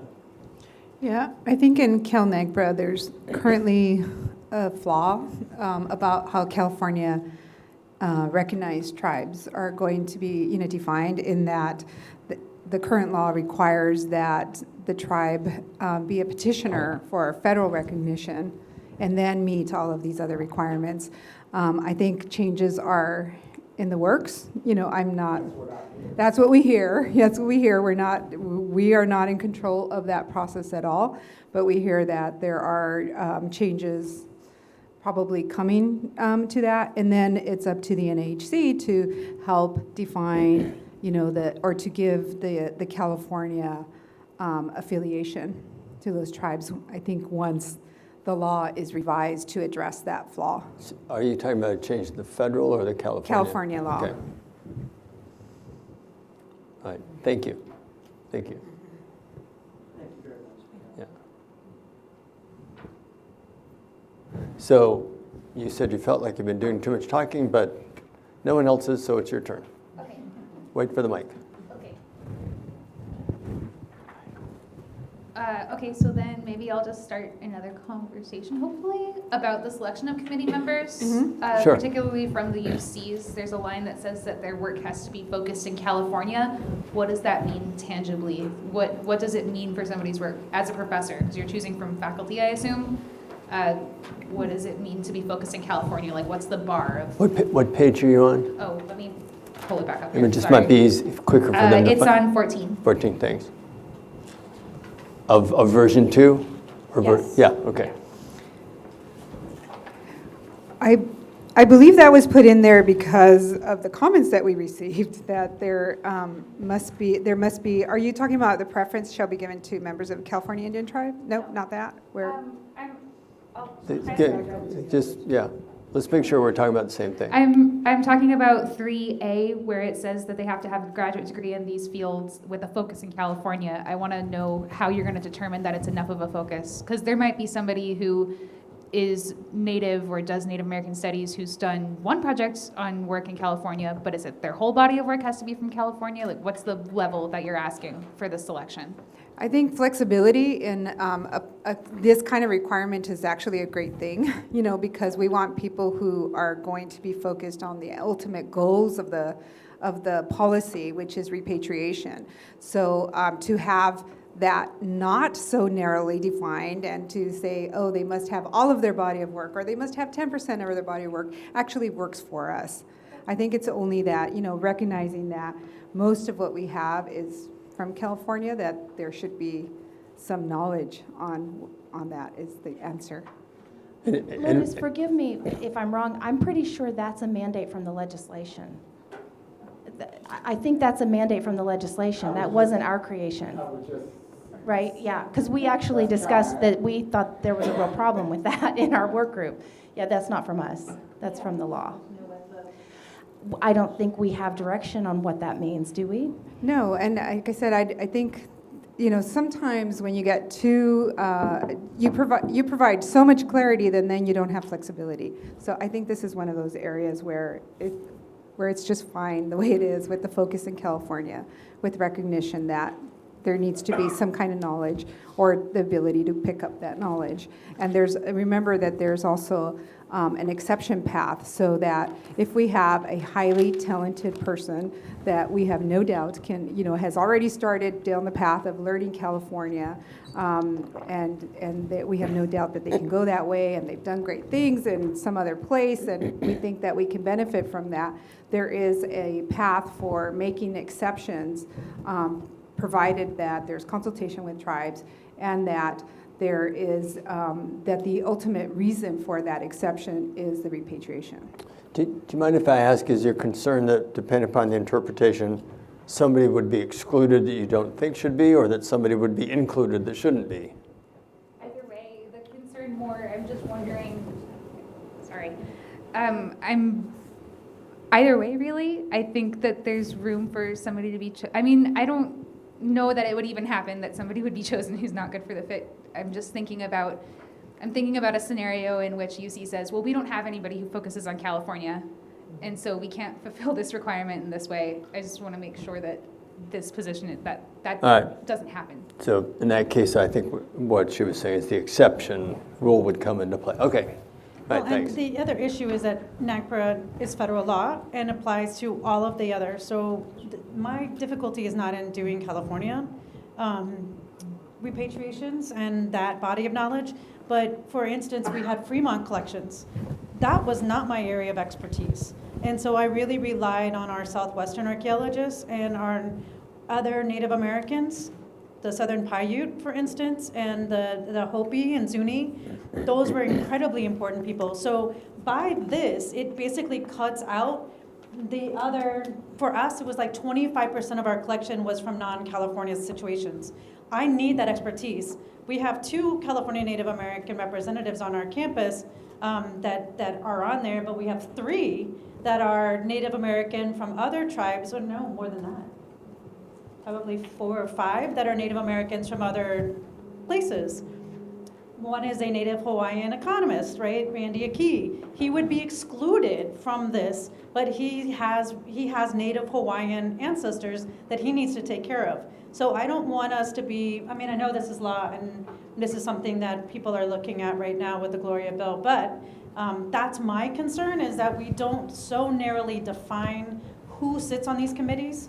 I do want to make sure that we have California Native representation, especially local involvement, but I also want to make sure that we have the experts that will take care of the rest of the collections and be able to participate in the process. Okay. Thank you for that. Yeah. I think that's what that, we've heard various flavors of that concern about how strict the requirements are that are in the law. We have. I'm raising this as a member of the work group, not so much on my own behalf, Okay. but because other people have raised it with me, which is that the issue has been raised to me offline and by numerous people that there's a desire for a San Diego meeting and that we haven't gone far enough south. And so I just wanted to raise that as an issue. Nor far enough north. Nor far enough east.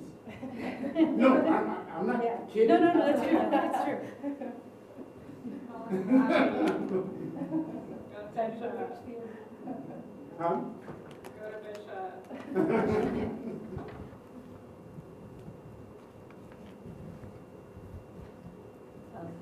Yeah, go ahead.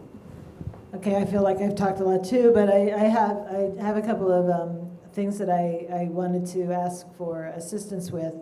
So the University of California, Berkeley is going to be hiring, and this is a little confusing to people, we've described it as 2 liaisons.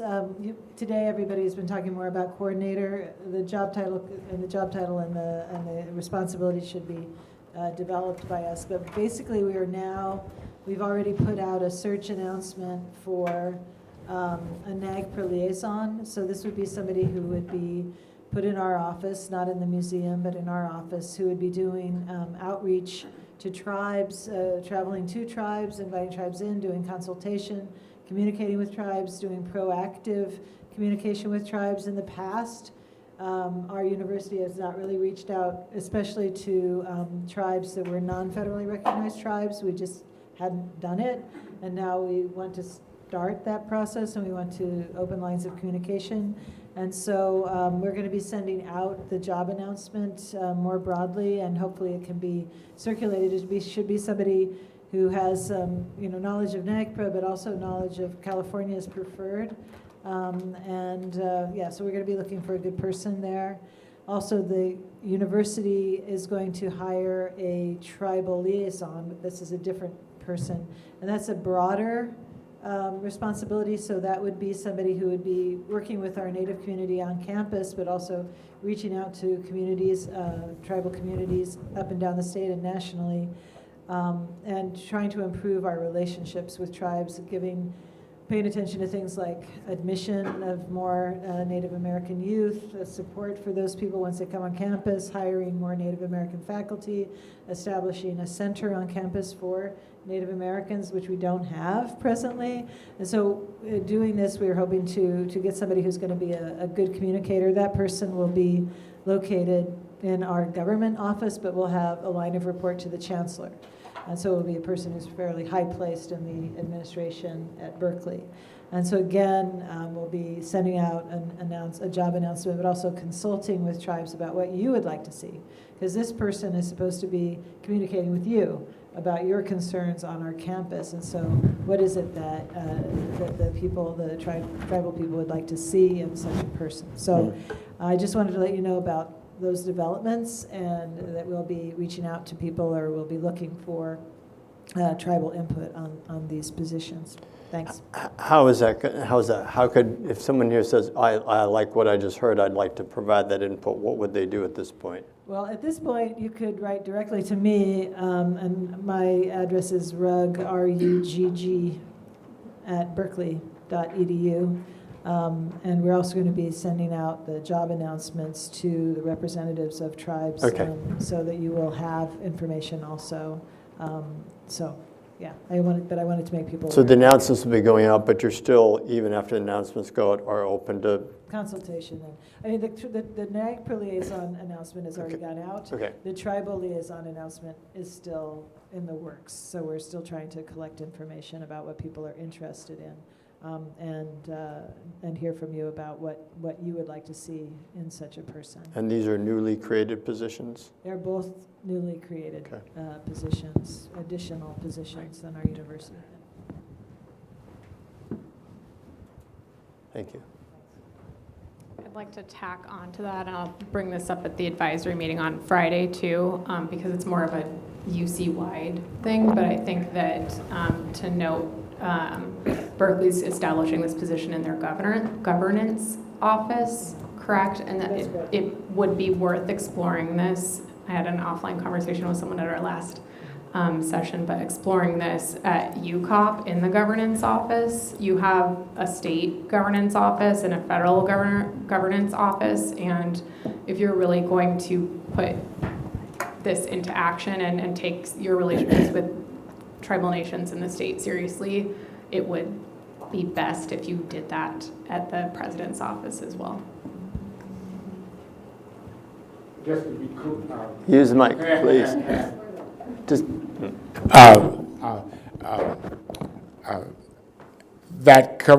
We had that conversation. It was noted. So I'm just responding in public. You know, I think there's great value to the idea.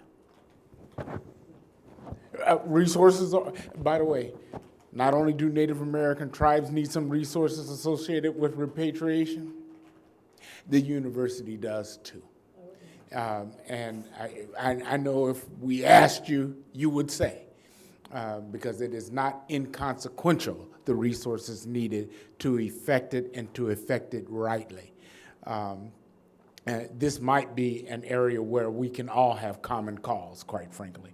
And I think it's a broader, as I have said to others, it's a broader responsibility of the state, actually, of California, in my opinion.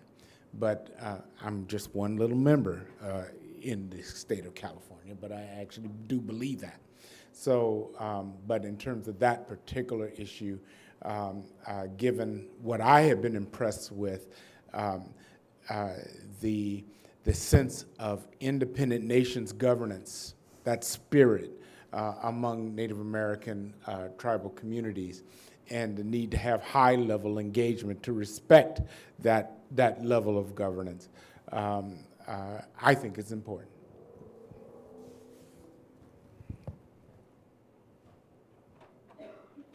Anyone else? What else you got in your notes? You got anything else for us? Are we? Pedantic. Found a typo.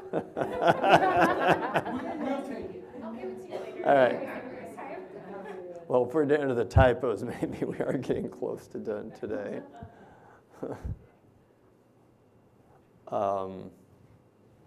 This has happened at all the meetings. It's hard to know exactly when we've reached that point.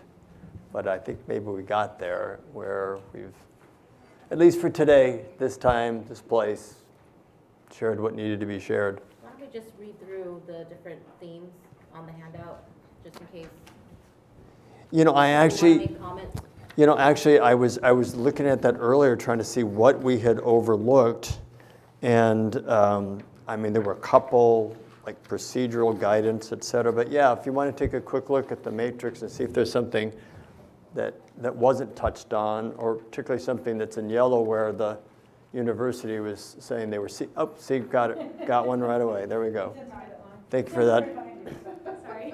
Thanks for that suggestion. At AAIA conferences, we talk a lot, tribes have talked a lot about consultation notes and how consultation notes taken by the university during consultation ought not to be seen as the final result of that consultation. They should be sent back to the people doing the consulting and the tribes for approval that everything was understood correctly, because that can be a problem sometimes, right? I don't want to speak for tribes, though.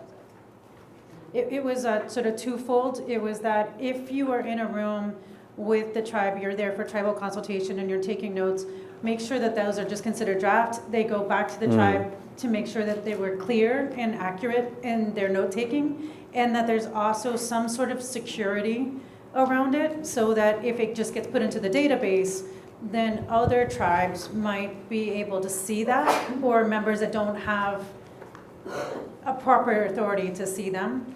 So it's just being mindful that we, again, these are considered confidential, but it can happen in that way. They can just not be accurate, and then that information could be used against the tribe. So we're talking, well, we should say 2 tribal members are in the room and they're talking. They are going, this might be so and such, or it might be something else. They're talking. They haven't said, but the museum person or the agency is writing down, oh, well, they can't decide what it is. They think that it might be modern.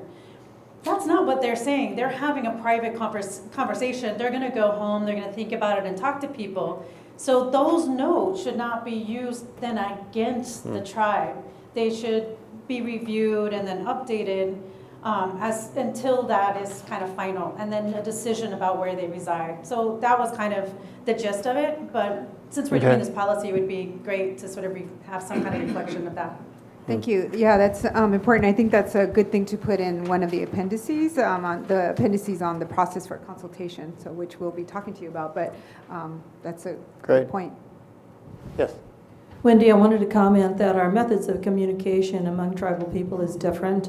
And so for a non-tribal person to be taking the notes, they're going to make some incorrect assumptions. A case in point is a consultation took place several years ago. Different things were said. My sister didn't say anything. She doesn't usually. She usually goes home and thinks about it quite a while. And in the notes it said that the silence was agreement because there was no objection. And I did object to that. And I've been very careful, and we should all be very careful that the way we do things is different.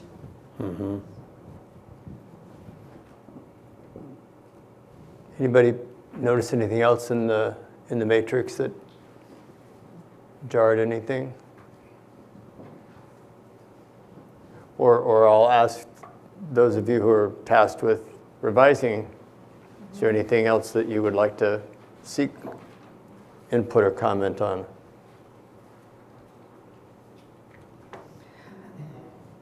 Okay, so Lourdes and then you, is that okay? Lourdes, did you have something?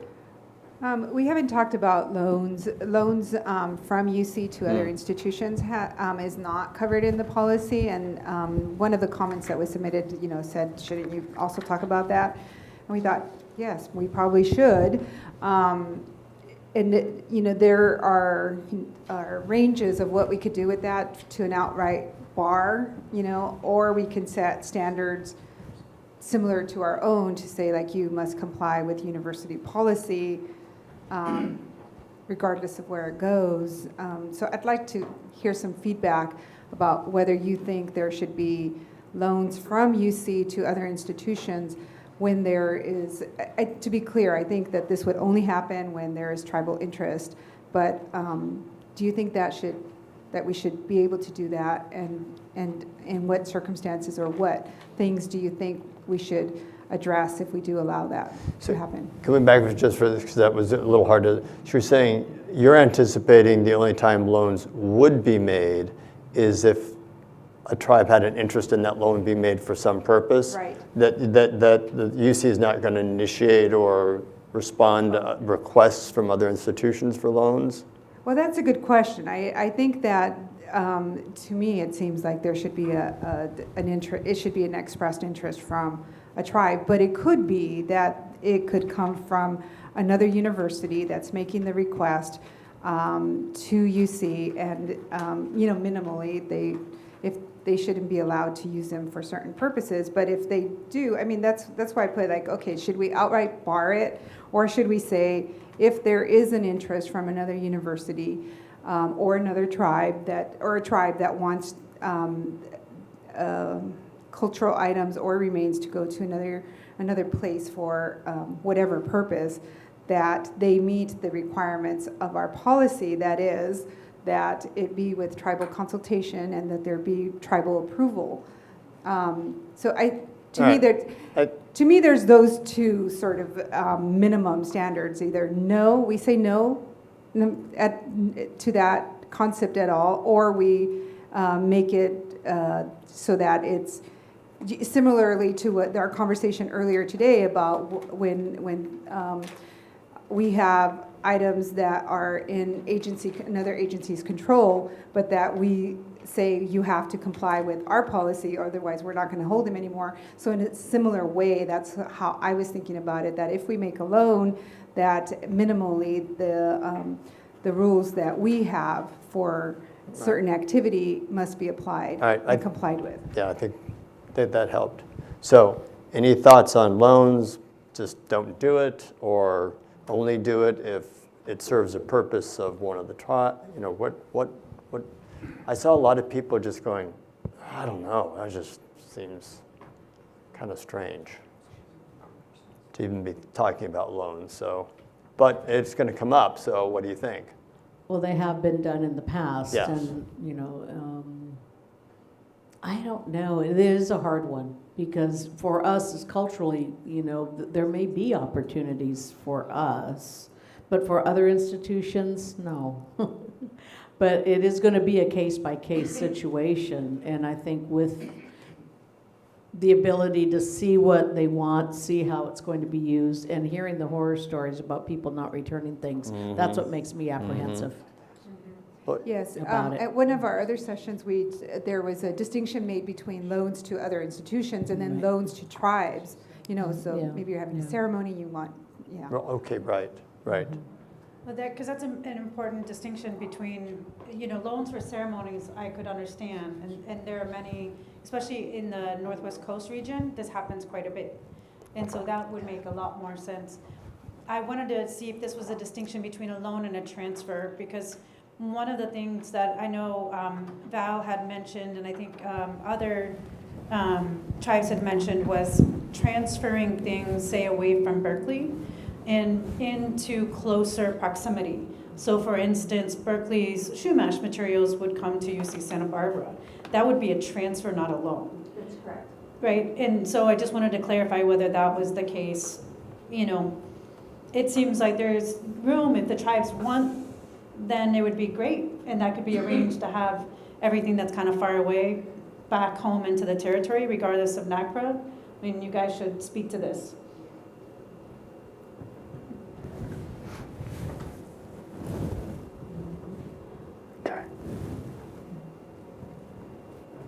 Go ahead, sorry.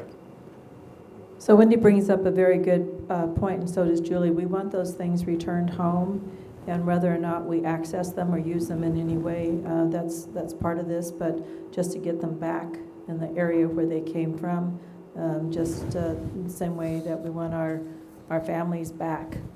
We'd like to have these things back in the area. And I am concerned about missing collections, because I do know that some have been loaned. I don't believe it's human remains, but other collections, and I think from UCSB, also collections have been loaned and they don't come back. They're missing, and I'm sure it's happened at other UCs. So that worries me. Once you let them go out the door, it doesn't sound to me like there's much of a process, a tracking system, or any way of going and getting them back. It seems like once they're gone, they're gone. Unless it's a loan, call it a loan to a Native American tribe, if the goal is repatriation, what would be the purpose of a loan? That's a part I think I was seeing people kind of scratching their head. Why are we even talking about loans if the goal is repatriation? It just seems to take it further away from repatriation, not closer to repatriation. Well, I could see where a tribe might be interested. So what I've seen is where a tribe is interested in bringing things to the university for a certain study, and they're culturally affiliated, and they request that. So the opposite might happen as well, where the tribe has an interest in certain items going to another institution for study, and the tribe is driving that. We're in that situation. Okay. I don't think it's something that would Okay. happen often, but I do think that it could happen. But yes, I think that's different from the transfer issue. Okay. And one thing I wanted to say with regard to documentation, because that we received great, and I think they are in this matrix, great comments about how to track those things. So I think that is a very important aspect of it that we've already picked up on and that we think should be written into the policy about tracking, both in and out, whatever we have. So he's had his hand on the mic for a little bit. Let's give him his chance. Jonathan Malandine, I'm the assistant curator of the repository here. I just wanted to switch gears and address something in your draft policy about the culturally unaffiliated individuals, those human remains that have been determined to be most likely Native American, but cultural affiliation couldn't be assigned. And sometimes it's just because lack of documentation is something as simple as that. Like, we just can't prove where it's from, but we're pretty sure it's Native American. And so what I wanted to point out is that when NAGPRA came out in '91, 10 years later, there was a noted problem with the reclamation or the requesting a repatriation for those culturally unaffiliated human remains. And so an amendment was passed, and I believe it's called the Final Rule in 2001. And that was specifically to address that problem with the original NAGPRA legislation. And it was specifically to address how do culturally unaffiliated remains get effectively repatriated. Because that wasn't really explained clearly in the original NAGPRA law. So if you read that new rule, or that final rule, it becomes apparent that that's just as confusing as anything else, because when I got to the teeth of that amendment, it appeared to say, when in doubt, collections managers should approach those communities who are most likely the descendants, which was the original point, that we don't know who those are. However, the final rule added that although agency is not required to consult with those non-federally recognized tribes, with this new rule, they are allowed to do so. So so NAGPRA, institutions that were required to comply with NAGPRA since 2001 have had the option to consult and even repatriate culturally unaffiliated remains to non-federally recognized tribes. That brings us to the CalNAGPRA, which even more clearly demands that they should be consulted. So I just want to point out that those past two iterations of repatriation law have been muddy when it comes to the actual mechanisms by which tribes, especially the non-recognized tribes, can effectively repatriate these limbo collections. So I just wanted to say that in this new draft policy, that should really be considered, because it does say that that claims can be made by these non-recognized tribes. But then we have the potential to make it even more muddy, because now we have multiple claimants on a potential single object that's unaffiliated. And I just don't want to see a new legislation, a new law, a new policy be set in stone that continues that nebulous, unclear passage. And so I just wanted to aim your attention to that CUI section again and make sure that maybe this time it can be a little more delineated. So if you have suggested language, I mean, go ahead. I mean, the work group would consider it. Okay. So, yes, I do think that those are difficult areas. The old policy didn't address that portion of the law that's been in place for a while now. And CalNAGPRA certainly recognizes CUI. And so we have incorporated it. It is muddied. But where we hope to provide some more clarity is through the appendices, the process of what that would look like. Okay. Oh. I wanted to go back to the loaning. I don't agree with the loaning. I love the idea of transfer. You know, we were conquered and visited and dismembered and disassembled so early on. To try and reclaim our knowledge and our, our life ways, a lot of times we have to rely on what is in these collections, which is it's in its purest. We're not going to do this process right away. We're not going to get the collections and right away have a place for them to go and repatriate. So for us to be able to take advantage of and learn some of the things, these collections, we don't know what they are. We've never seen them. We read in an inventory list what they were. And for some of these inventory lists, we're going, wow, this is amazing. But then the collection, the collection and the people just get buried and they're gone forever.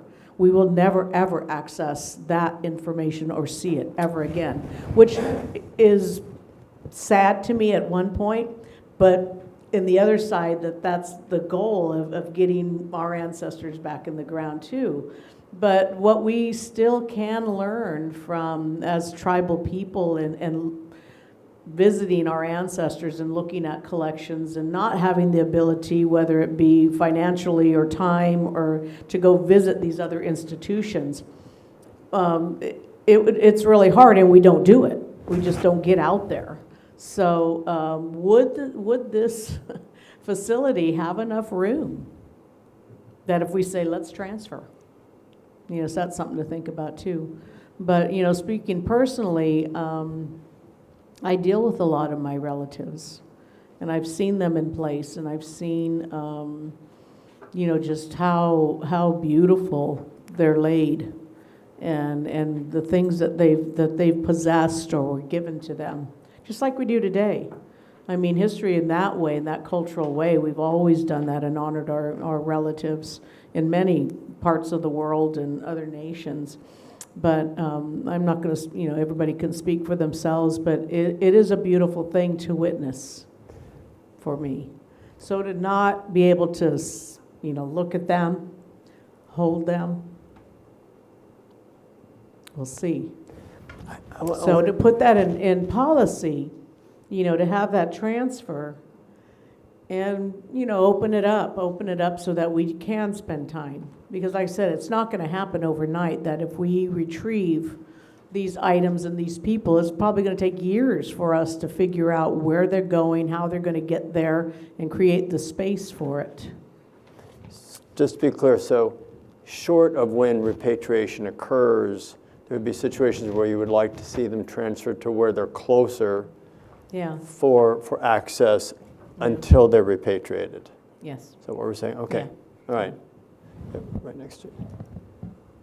I wanted to speak on this specifically and the loans and what you just said of if the goal is repatriation, why would we even have something about loans? I think it's also worth talking about legal repatriation and whether that is something that has been contemplated under this, where the tribe legally they own it and basically you're holding it for them. And so if there were a loan, it wouldn't be from the institution, it would be the tribes moving their collection.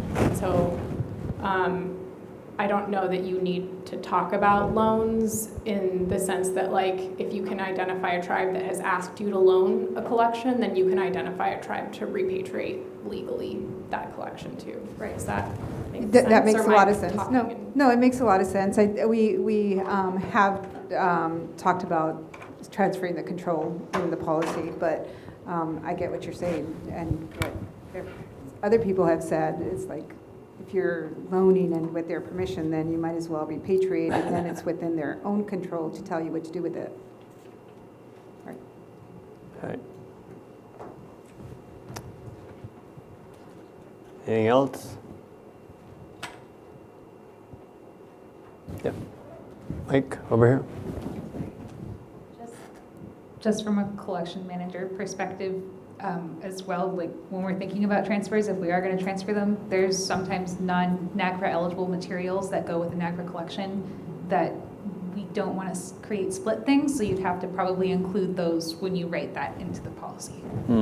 Okay. Yes, please don't split the collection. We're talking about taking the entire collections and bringing them say from Berkeley, that would come back Right. as a wholesale unit. Okay. To switch gears for a second, Sure. I couldn't help but notice that policy number 14, policy too lengthy and complex, as somebody who definitely said that in my comments, it would be nice if we could make this half the size, from 45 to maybe 20 at the most. I feel like any time that you're just parroting NAGPRA, we could just include NAGPRA and say, see that section, and then not repeat, unless it's deviating. So, you know, especially in like things like definitions or process, if we're just talking about what's already in federal law, then let's reference that section. CalNAGPRA is obviously something that's still being worked on, and to the extent that we know what needs to be done, we should include it. And then when we're going above and beyond, which I like, the federal law to make it more fit what goes on here in California, that would be great. But it is unwieldy to expect people to know, as someone along with tribes who has to actually do the work, you get into 45 pages, it becomes too much. 20, probably handle with a lot of flowcharts and organizational structure. Well, I think what we may have heard of one of the other meetings, at some point, it becomes almost diluted what the big order intent is. You lose the big message if it gets too down there. The ideal policy is really clear when you read it what the intent is, right? I fundamentally don't disagree with you, Wendy.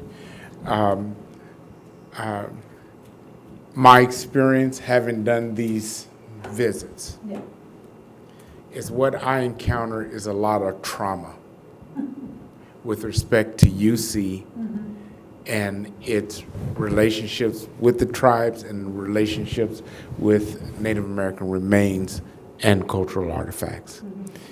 And in that trauma, there is an awful lot of concern of a great range of things that are and a hunger to make sure it's specified in the hope that there will be greater compliance. And the thought, at least I recall when we added more references, is that there was the expression that you needed more of them, to be very concrete and very specific about what the source of the law, both NAGPRA and CalNAGPRA, that was informing what you were doing. It is I'd rather a more concise law, but I think I worry about not respecting that kind of concern and recognizing that part of streamlining and developing a more concise policy will probably happen as the relationship between the university and tribes improves, and that there is more trust invested. But until then, I think people are hungry to make sure that everything is specified and the legal underpinnings are specified about them. If the work group thinks differently, don't get me wrong, I prefer exactly what you're talking about. I'm just sharing what I'm thinking the concern is. Yeah, I think what we heard was a lot of things have been done that went against the tribe based upon how things were interpreted, right? And so the less left to interpretation, the better. The question is, where does that belong, I think? So I have just by way of analogy, I have a contracts and grants, operations handbook for the Office of the President and customers who have contracts and grants. And nobody ever reads it. It's there, but nobody ever reads it, and maybe a few people go to it, but they're always like, where are the appendices? Where's the form where I start something? So I think that these appendices that we're building are gonna be like the same as that. Like, how do I get started? What do I do? What is the process? What is the expectation? And I think that those are gonna be invaluable. So hopefully we'll get those done, and we can also build on that, and through continued conversation, share best practices so that each campus also builds off of that and has more resources available as time goes by.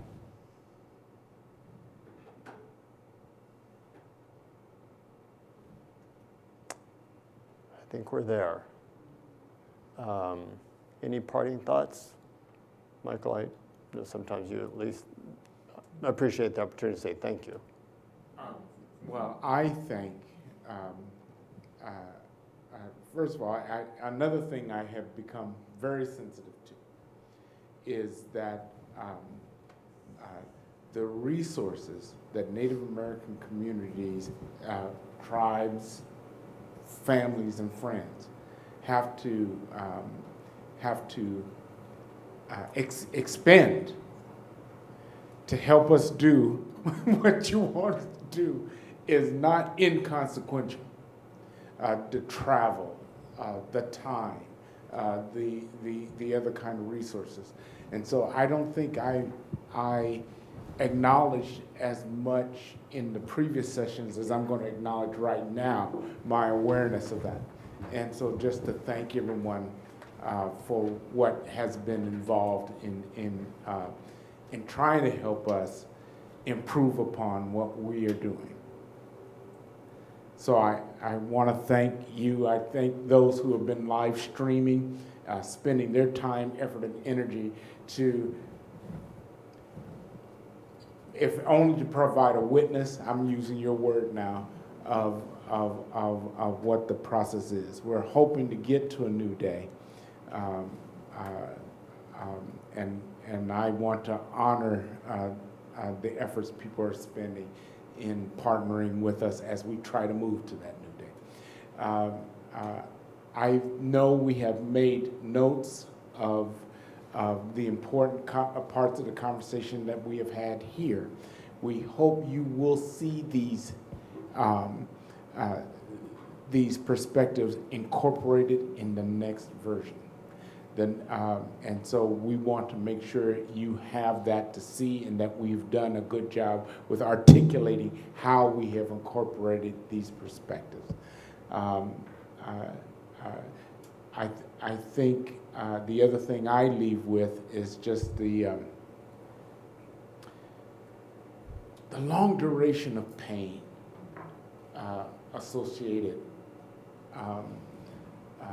with the handling of your ancestors. And I can't undo that pain. What I can say is I'm touched by it too. And